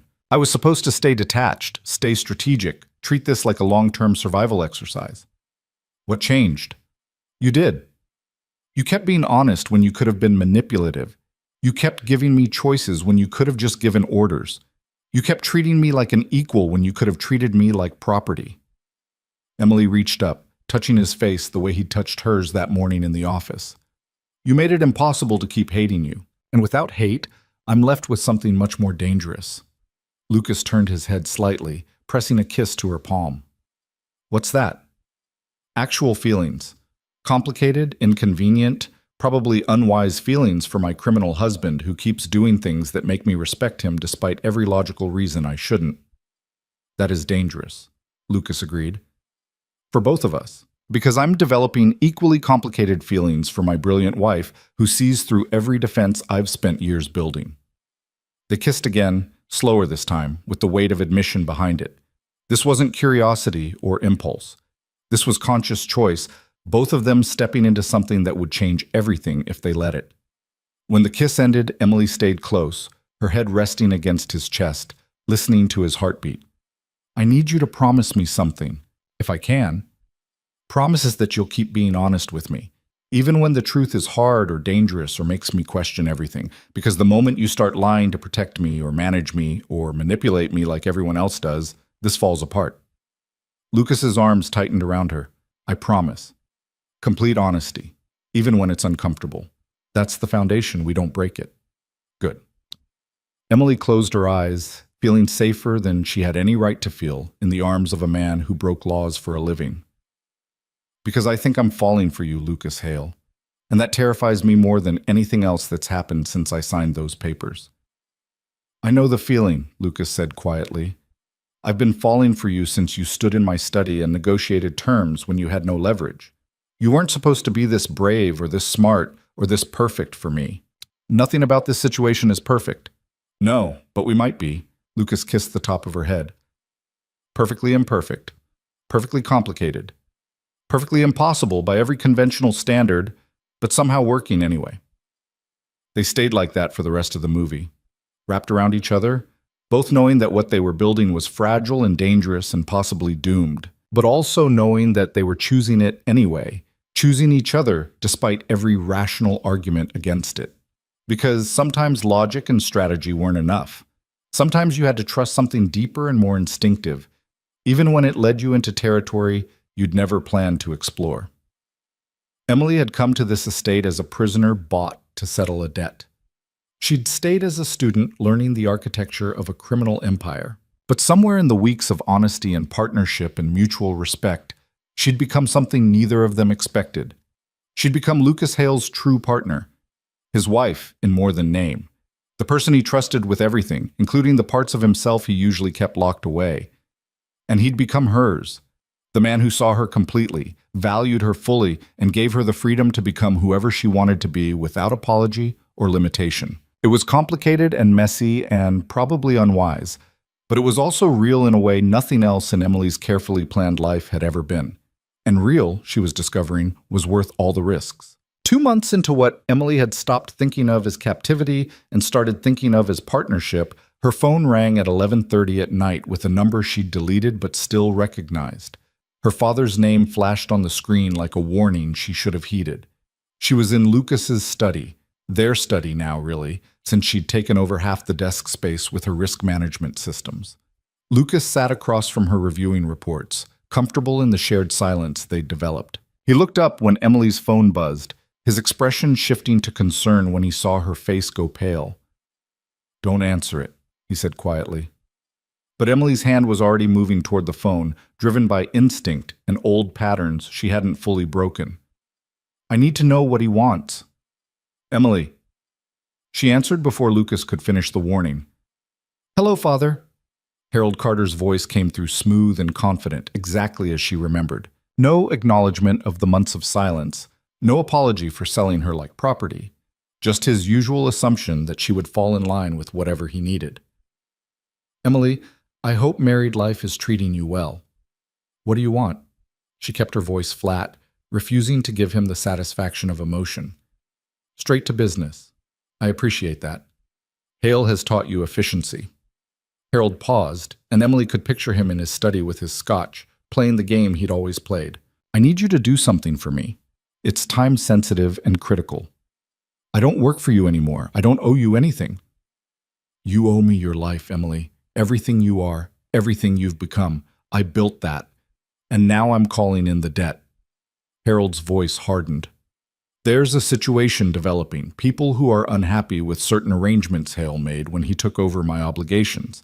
They're planning to resolve their unhappiness permanently, within 72 hours. Emily felt ice flood her veins.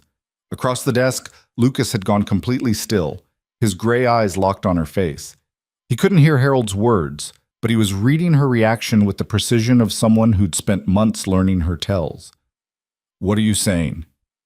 "I'm saying that Lucas Hale has made powerful enemies, and those enemies have decided he's become too much of a liability. They're going to eliminate him and dismantle his organization. Everything he's built will be destroyed. Everyone associated with him will be caught in the blast radius." Harold let that sink in. "Including you, Emily, unless you help me." "Help you do what?" "Provide information that will allow certain interested parties to move against Hale's operations strategically. You've been inside his organization for months. You know things even his closest associates don't. That knowledge has value to people who want to take over his territory without unnecessary bloodshed." Emily's mind raced, analyzing the play from every angle. You're asking me to betray Lucas, to help his enemies destroy him. I'm asking you to save yourself, and to help me salvage something from the disaster I created when I got involved with these people in the first place. Harold's voice took on a familiar note of paternal concern that Emily now recognized as manipulation. I made a mistake, Emily. I borrowed from the wrong people, got in over my head, and thought Hale could solve my problem. But all he did was transfer the debt and make himself the target. Now those people want their money and their territory back, and they're willing to kill everyone in their way to get it. Then they can come after Lucas directly. I'm not helping them. If you don't help, you die alongside him. Is that what you want? To throw away your entire future for a criminal who bought you like property? Harold's voice sharpened with frustration. Think strategically, Emily. I taught you better than this. When a position becomes indefensible, you cut your losses and protect your assets. Hale is the loss. You're the asset. Save yourself. Lucas had moved around the desk while Emily was listening, standing close enough that she could feel the heat of his body. He reached out slowly and took the phone from her hand, switching it to speaker. Harold, Lucas said calmly. This is a fascinating conversation. Please continue. The silence on the other end stretched for 3 seconds before Harold recovered. Hale, I wasn't aware Emily had such poor operational security as to conduct private calls in your presence. Emily and I don't have private calls from each other. We have complete transparency. It's the foundation of our partnership. Lucas kept his voice casual despite the tension Emily could feel radiating from him. So these enemies of mine who are planning my demise, do they have names? Does it matter? You've burned enough bridges that it could be any of a dozen organizations.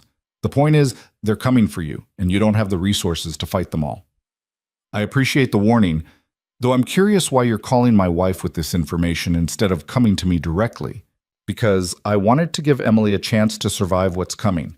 She's my daughter, regardless of who she's married to. I owe her that much. Harold's voice took on false warmth. Emily, sweetheart, you still have time. Walk away from this now. Come home. I can protect you if you help me give these people what they want. Emily looked at Lucas, seeing something in his eyes she'd learned to recognize. He was already 3 moves ahead, analyzing Harold's play and calculating responses. She thought about everything they'd built together over the past 2 months. The partnership, the trust, the feelings that had grown beyond what either of them planned. And she thought about her father, who'd sold her to save himself and was now trying to use her to save himself again. The choice wasn't as hard as Harold thought it should be. No, she said clearly. Emily, I said no. I'm not helping you betray Lucas. I'm not walking away to save myself while you destroy everything we've built. You sold me, Father. You traded me like currency to settle your debts. You don't get to suddenly play concerned parent when it's convenient for your survival. You're making a fatal mistake. The fatal mistake was thinking I'd still choose you after what you did. Emily felt Lucas's hand find hers, his fingers intertwining with hers in silent support. I'm done being your asset. I'm done being anyone's pawn. Whatever's coming, I'll face it with Lucas. That's my choice. She disconnected the call before Harold could respond, her hand shaking slightly as she set the phone down. Lucas pulled her into his arms immediately, holding her tight while she processed what had just happened. He's not bluffing, Lucas said quietly against her hair. Harold's many things, but he doesn't make empty threats. If he says there's a move against me, it's real. Then we need to figure out who and how and stop them. Emily pulled back enough to look at him. That's what we do, right? Identify risks and neutralize them before they become catastrophic? That's what we do when we have time and information. This is different. Lucas moved to his computer, pulling up files with quick efficiency. If Harold knows about it, the move is already in progress. We're not preventing an attack. We're responding to one that's already started. Emily's analytical mind kicked into gear, despite the fear trying to paralyze her. Then we need to identify the most likely attackers and the most vulnerable points in your operations. Where would they hit to cause maximum damage? They spent the next hour going through Lucas's organization with ruthless precision, identifying weak points and likely targets. The ports where Robert ran shipping operations, the financial networks that processed his revenue, the legitimate businesses that provided cover for illegal operations. Every vulnerability Emily had cataloged over the past 2 months suddenly became a potential catastrophe. It's too much, Lucas said finally, staring at the list they'd built. We can't protect everything simultaneously. We need to know which direction the attack is coming from.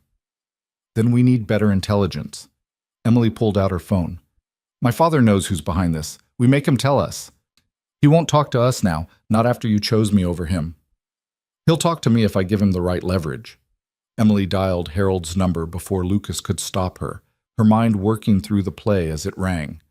Harold answered immediately. Changed your mind? I want details. Who's coming after Lucas, what they're planning, and when it's happening.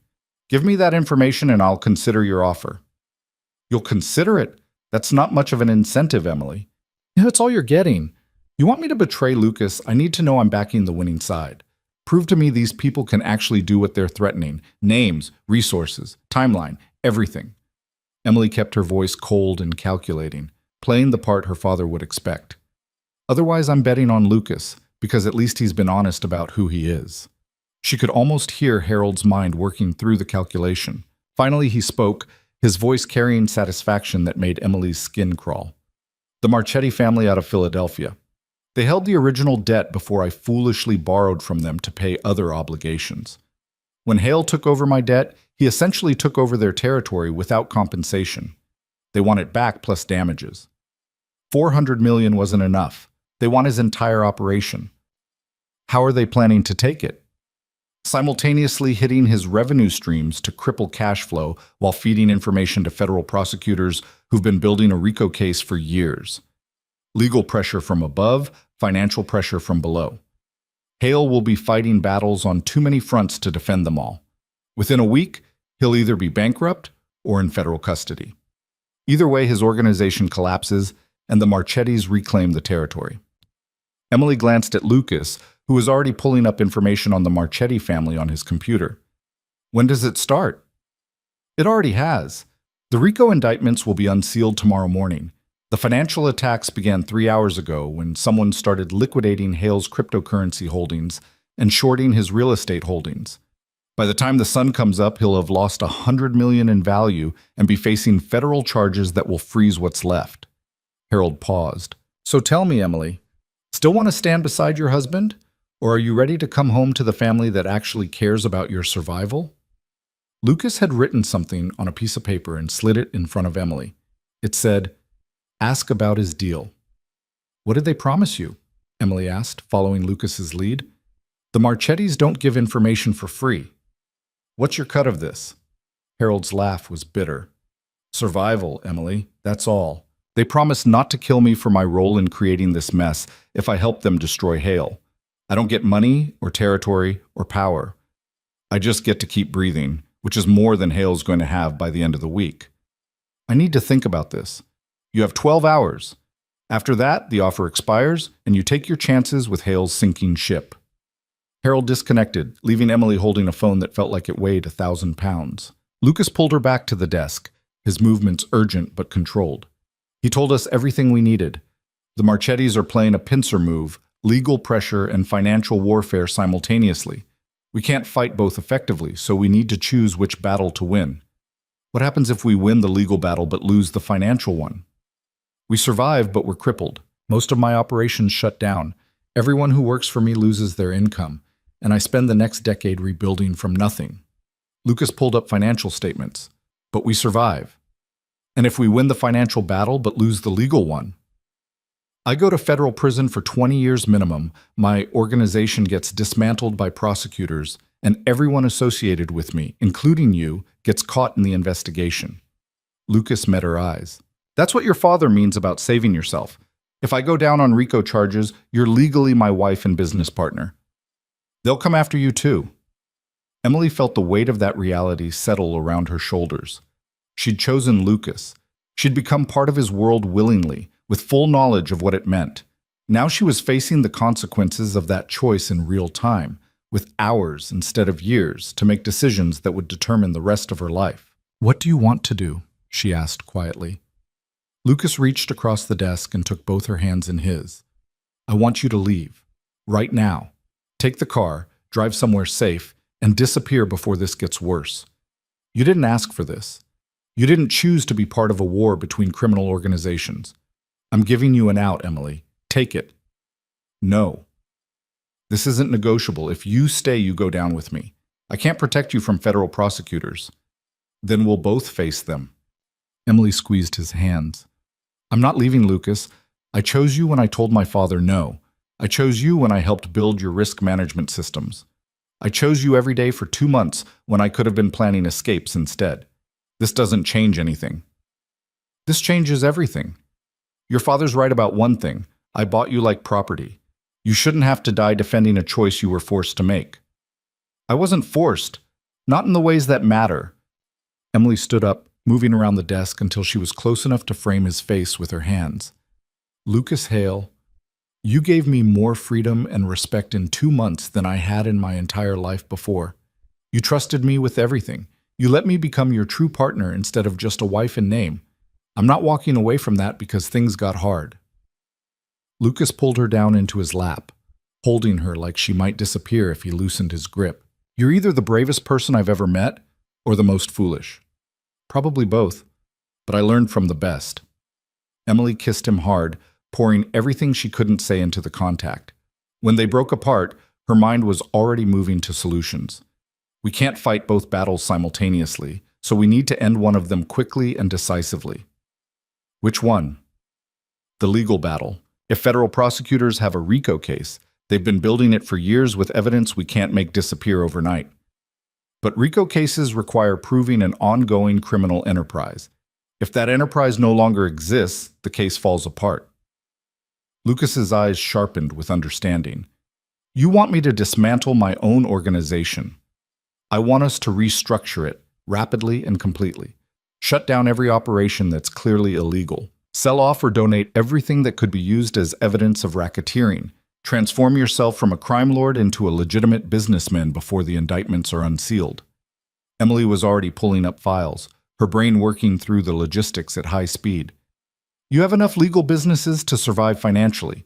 The illegal operations generate more revenue, but they're also what makes you vulnerable to prosecution. Cut them loose. That's not restructuring, that's surrender. I'd be abandoning everyone who works for me, all the people who depend on those revenue streams. You'd be keeping them out of federal prison. Emily pulled up the directory Lucas had given her months ago, the complete map of his empire. Look at this logically. If you go down on RICO charges, everyone goes down with you. Prosecutors will flip your lower-level people to testify against you, destroying their lives to build their case. But if the criminal enterprise ceases to exist before they can move, there's nothing to prosecute. You transform into a legitimate businessman who used to operate in gray areas but has since reformed. Lucas stared at the directory, and Emily could see him working through the implications. Everything he'd built over years of careful planning, dismantled in less than 12 hours to avoid federal prosecution. It would work legally, but the personal cost was staggering. The Marchettis still win, he said quietly. They forced me out of the illegal markets I took from them without having to fight for it. They win the territory, but you win survival, which is worth more in the long run. Emily pulled up financial projections. Your legitimate businesses are profitable enough to sustain you, maybe not at the level you're used to, but enough to rebuild eventually. And you'll be alive and free to do that rebuilding instead of spending 20 years in federal prison. Lucas was silent for a long time, his arms tight around Emily's waist. She could feel the tension in his body, the war between strategic thinking and emotional attachment to everything he'd built. Finally he spoke, his voice rough with something that might have been grief. 12 hours. That's what your father said you had to decide. We'll use it to dismantle a decade of work.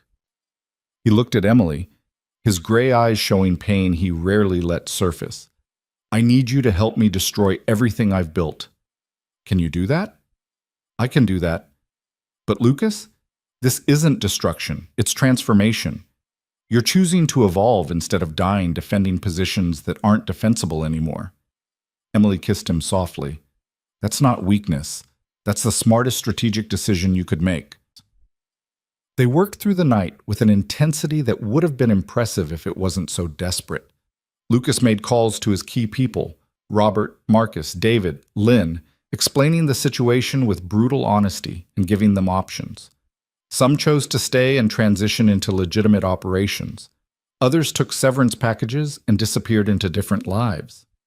No one was forced to go down with the ship. Robert handled the shipping operations, immediately shutting down anything that involved customs fraud or illegal imports. What remained was a legitimate import-export business with thinner margins but clean documentation. Marcus redirected the security operations toward legitimate bodyguard services and corporate protection. The gym programs for disadvantaged youth continued unchanged. They'd always been legal, just funded by illegal money that was now being replaced with clean revenue. David and Patricia took over the real estate portfolio, selling off properties that had been used for money laundering and keeping ones that generated legitimate rental income. By dawn, Lucas Hale's criminal empire had been systematically dismantled from the inside. What remained was a collection of profitable but legitimate businesses that could survive federal scrutiny. It wasn't the powerful organization he'd built, but it was sustainable. And more importantly, it was legal. Emily had spent the night building documentation for everything they'd done. Time-stamped records showing Lucas's voluntary withdrawal from illegal operations before any indictments were unsealed. Proof of his cooperation in shutting down criminal activities. Evidence of good faith transformation.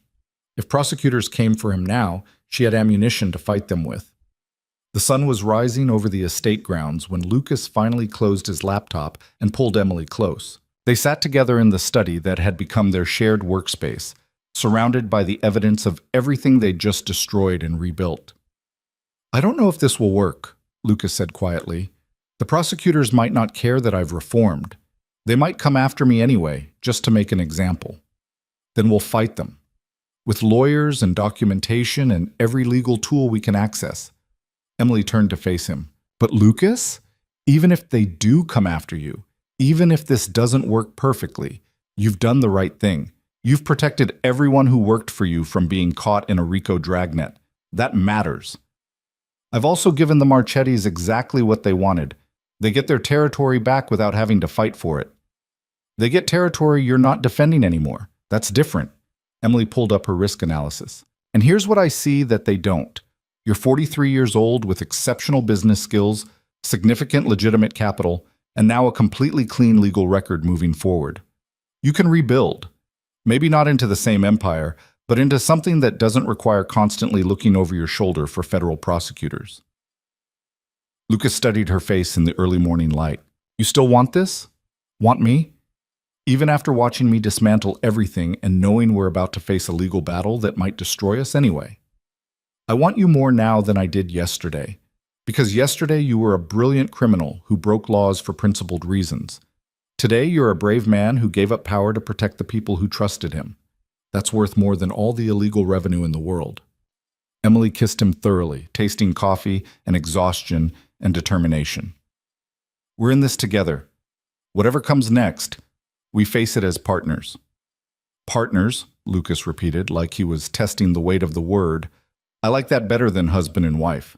More accurate to what we've become. We're both partners and spouses. Complicated and messy and probably facing federal indictments by lunchtime. But together." Emily stood up, pulling Lucas to his feet. "Come on, we need to eat something and maybe sleep for an hour before reality catches up with us." They made it as far as the kitchen before Lucas's phone rang with Marcus's number.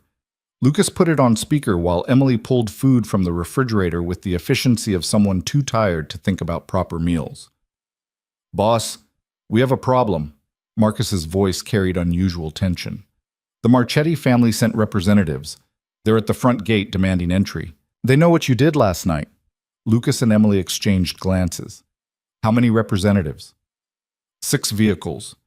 Maybe 20 men, heavily armed but not actively threatening.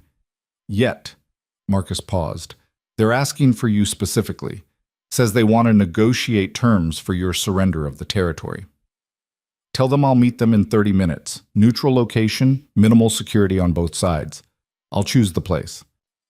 Lucas was already moving, heading toward his bedroom to change into something more appropriate for negotiation. "Emily, you stay here. This isn't safe." "Absolutely not. If you're negotiating with the people who wanted you dead 12 hours ago, I'm going with you." Emily followed him down the hallway. "You need someone watching for angles you might miss. You need to survive if this goes wrong." "It won't go wrong because we're going to be smarter than they expect." Emily was already planning, her mind cutting through exhaustion to find strategy. They wanted to destroy you through legal and financial pressure. You eliminated the legal vulnerability by reforming. Now they're coming to claim the territory you abandoned. But you're not surrendering. You're negotiating the terms of your withdrawal. That's a completely different position. Lucas stopped outside his bedroom, turning to face her fully. You understand that these are people who solve problems with violence when negotiation fails? That walking into a meeting with them is genuinely dangerous? I understand. I'm still going. Emily met his eyes without flinching. We're partners, Lucas. That means I don't hide while you face threats alone. Either we're both at this meeting or neither of us goes. He pulled her into his arms, holding her tight enough that she felt his heartbeat against her cheek. You're going to get us both killed with this stubborn insistence on partnership, or I'm going to save us both by being too smart to kill. Emily squeezed him back. Trust me, the way I've been trusting you. They met the Marchetti representatives at one of Lucas's legitimate restaurants, neutral ground, public enough to discourage violence, private enough for honest conversation. The Marchettis came with 4 men who looked like they'd break people professionally. Lucas brought Marcus and 2 others, with Emily standing slightly behind him in a position that said support rather than protection. The head of the Marchetti delegation was a woman in her 60s named Sophia Marchetti, elegant and dangerous in equal measure. She studied Emily with sharp eyes that missed nothing before turning her attention to Lucas. Mr. Hale, I understand you've had a busy night. Mrs. Marchetti, I understand you've been planning to have me killed or imprisoned. I thought I'd save you the trouble and remove myself from positions you object to. Lucas gestured to the chairs. Please sit. Let's discuss what happens next. They settled around a table while staff brought coffee. No one drank. Sophia Marchetti arranged herself with the precision of someone comfortable wielding power. You dismantled your criminal operations overnight. Impressive efficiency, though it begs the question of whether you're truly reformed or simply hiding assets until the heat dies down. I'm truly withdrawing from markets that are more trouble than they're worth. Your vendetta made me realize I'd become overextended in operations that create too much legal exposure for insufficient reward. Lucas leaned back in his chair, completely calm despite the tension in the room. Consider it a strategic reassessment prompted by your aggressive positioning. Very diplomatic. But it doesn't change the fact that you took territory that belonged to my family and operated it profitably for years. We're owed compensation for those losses. You're owed nothing. You sold Harold Carter's debt to me along with all associated rights and territories. I paid market value for that debt. What I did with it afterward was my business. Lucas's voice stayed level but firm. However, I'm willing to offer you a transition arrangement that benefits both parties. Sophia's eyebrow rose slightly. I'm listening. I'll provide you with complete documentation of all operations I'm abandoning, customer lists, supplier contacts, logistics networks, personnel who are willing to transition to new management. Everything you need to take over those markets efficiently. In exchange, you guarantee my safety and the safety of everyone associated with me. No retaliation, no revenge, no interference with my legitimate businesses. You're asking me to promise not to kill you in exchange for giving me what I was going to take anyway. I'm offering you an organized transition instead of a chaotic scramble. The difference is worth millions in reduced costs and avoided complications. Lucas pulled out a tablet, showing her documentation Emily had helped prepare. I've already shut everything down. The question is whether you rebuild it from nothing or whether I hand you functioning operations ready to resume under new management. Emily watched Sophia process the offer, seeing the calculation in her eyes. The older woman was smart enough to recognize value when it was presented. After a moment, Sophia looked directly at Emily. You're the daughter Harold Carter sold to settle his debt, the one with the Harvard and Wharton degrees. It wasn't a question. I'm curious what you think of your husband's proposal. Emily felt Lucas tense slightly beside her, but she stepped forward without hesitation. I think it's the smartest play available given the constraints. You wanted Mr. Hale removed from your territory. He's removing himself while offering you an advantage you wouldn't have if you'd forced him out through violence or prosecution.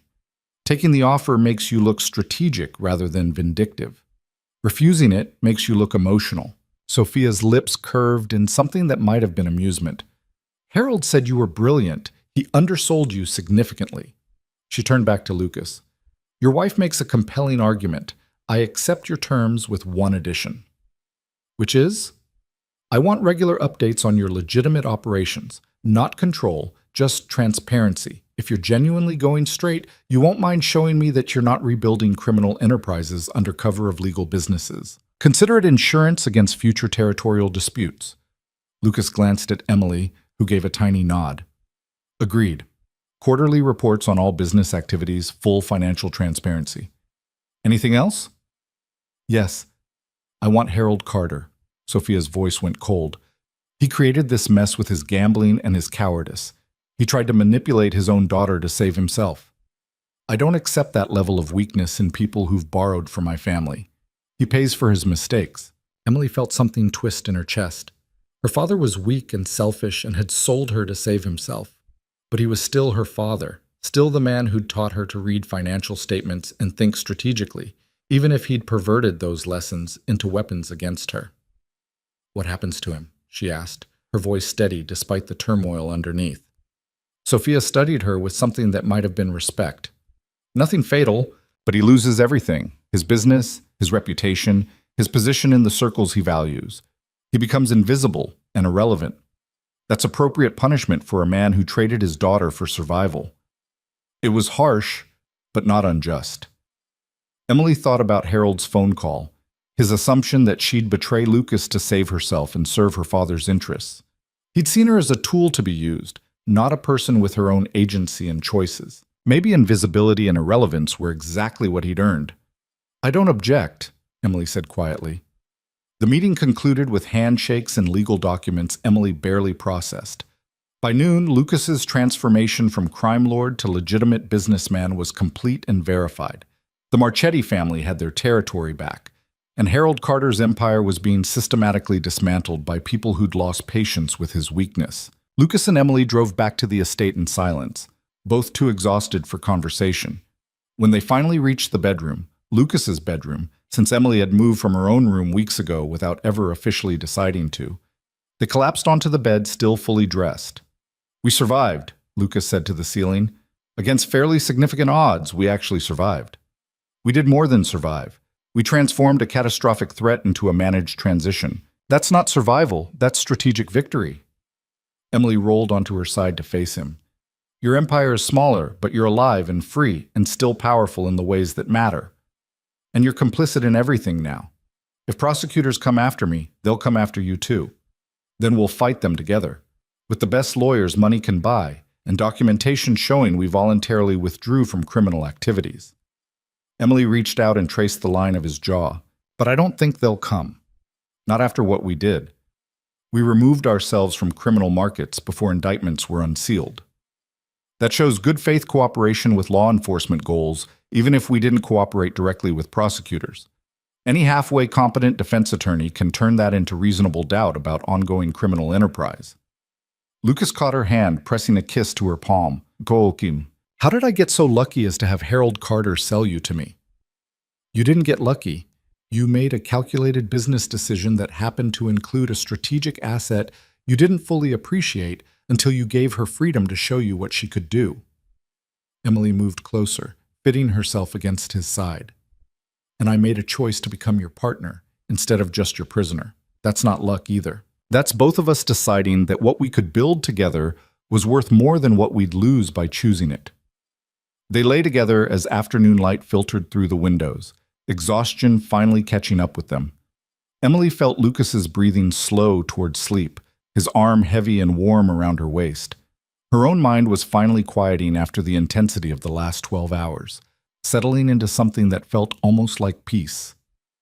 She'd been sold by her father to settle a debt. She'd been married to a stranger in a transaction that should have destroyed her, but somehow, impossibly, she'd found something real in the wreckage of what should have been a nightmare.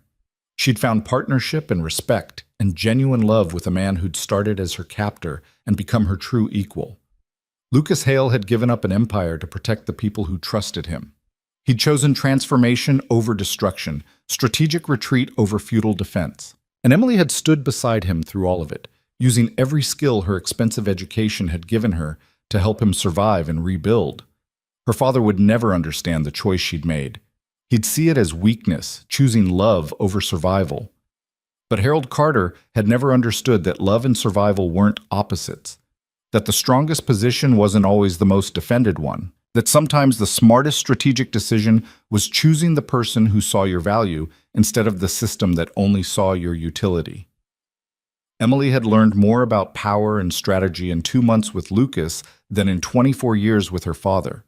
She'd learned that contracts and leverage weren't the only tools that mattered, that honesty and trust and mutual respect could build stronger foundations than fear and obligation ever could, that the most valuable partnerships were the ones where both people chose to stay instead of being forced to remain. The obedient daughter Harold Carter had sold to settle a debt was gone.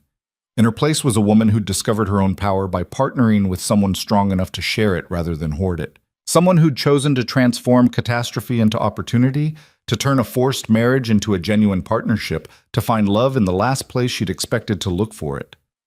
Emily Carter Hale had been bought and sold and traded like currency. But she'd refused to stay a commodity. She'd demanded to be seen as a person, as a partner, as an equal. And Lucas had been brave enough, smart enough, and honest enough to give her that respect, even when he didn't have to. That was worth more than all her father's schemes and manipulations combined. It was worth fighting for, worth risking everything for, worth rebuilding a life around even if it looked nothing like the future she'd once planned. Outside the bedroom windows, the estate grounds stretched peaceful and secure.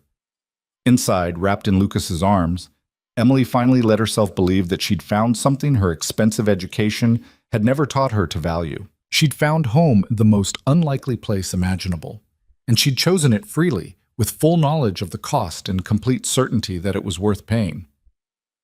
That was the ending Harold Carter hadn't written into his contract. That was the future Emily had built for herself when she'd refused to be just another transaction in someone else's ledger. She was Emily Hale now, partner to a reformed criminal who'd chosen principle over profit, wife to a man who'd given her freedom when he could have demanded obedience, and finally, completely, unmistakably herself, not despite the impossible circumstances that brought her here, but because of them. The girl her father sold was gone. The woman she'd become was exactly where she chose to be. And that choice, made freely in the face of every pressure to choose differently, was the truest victory of all.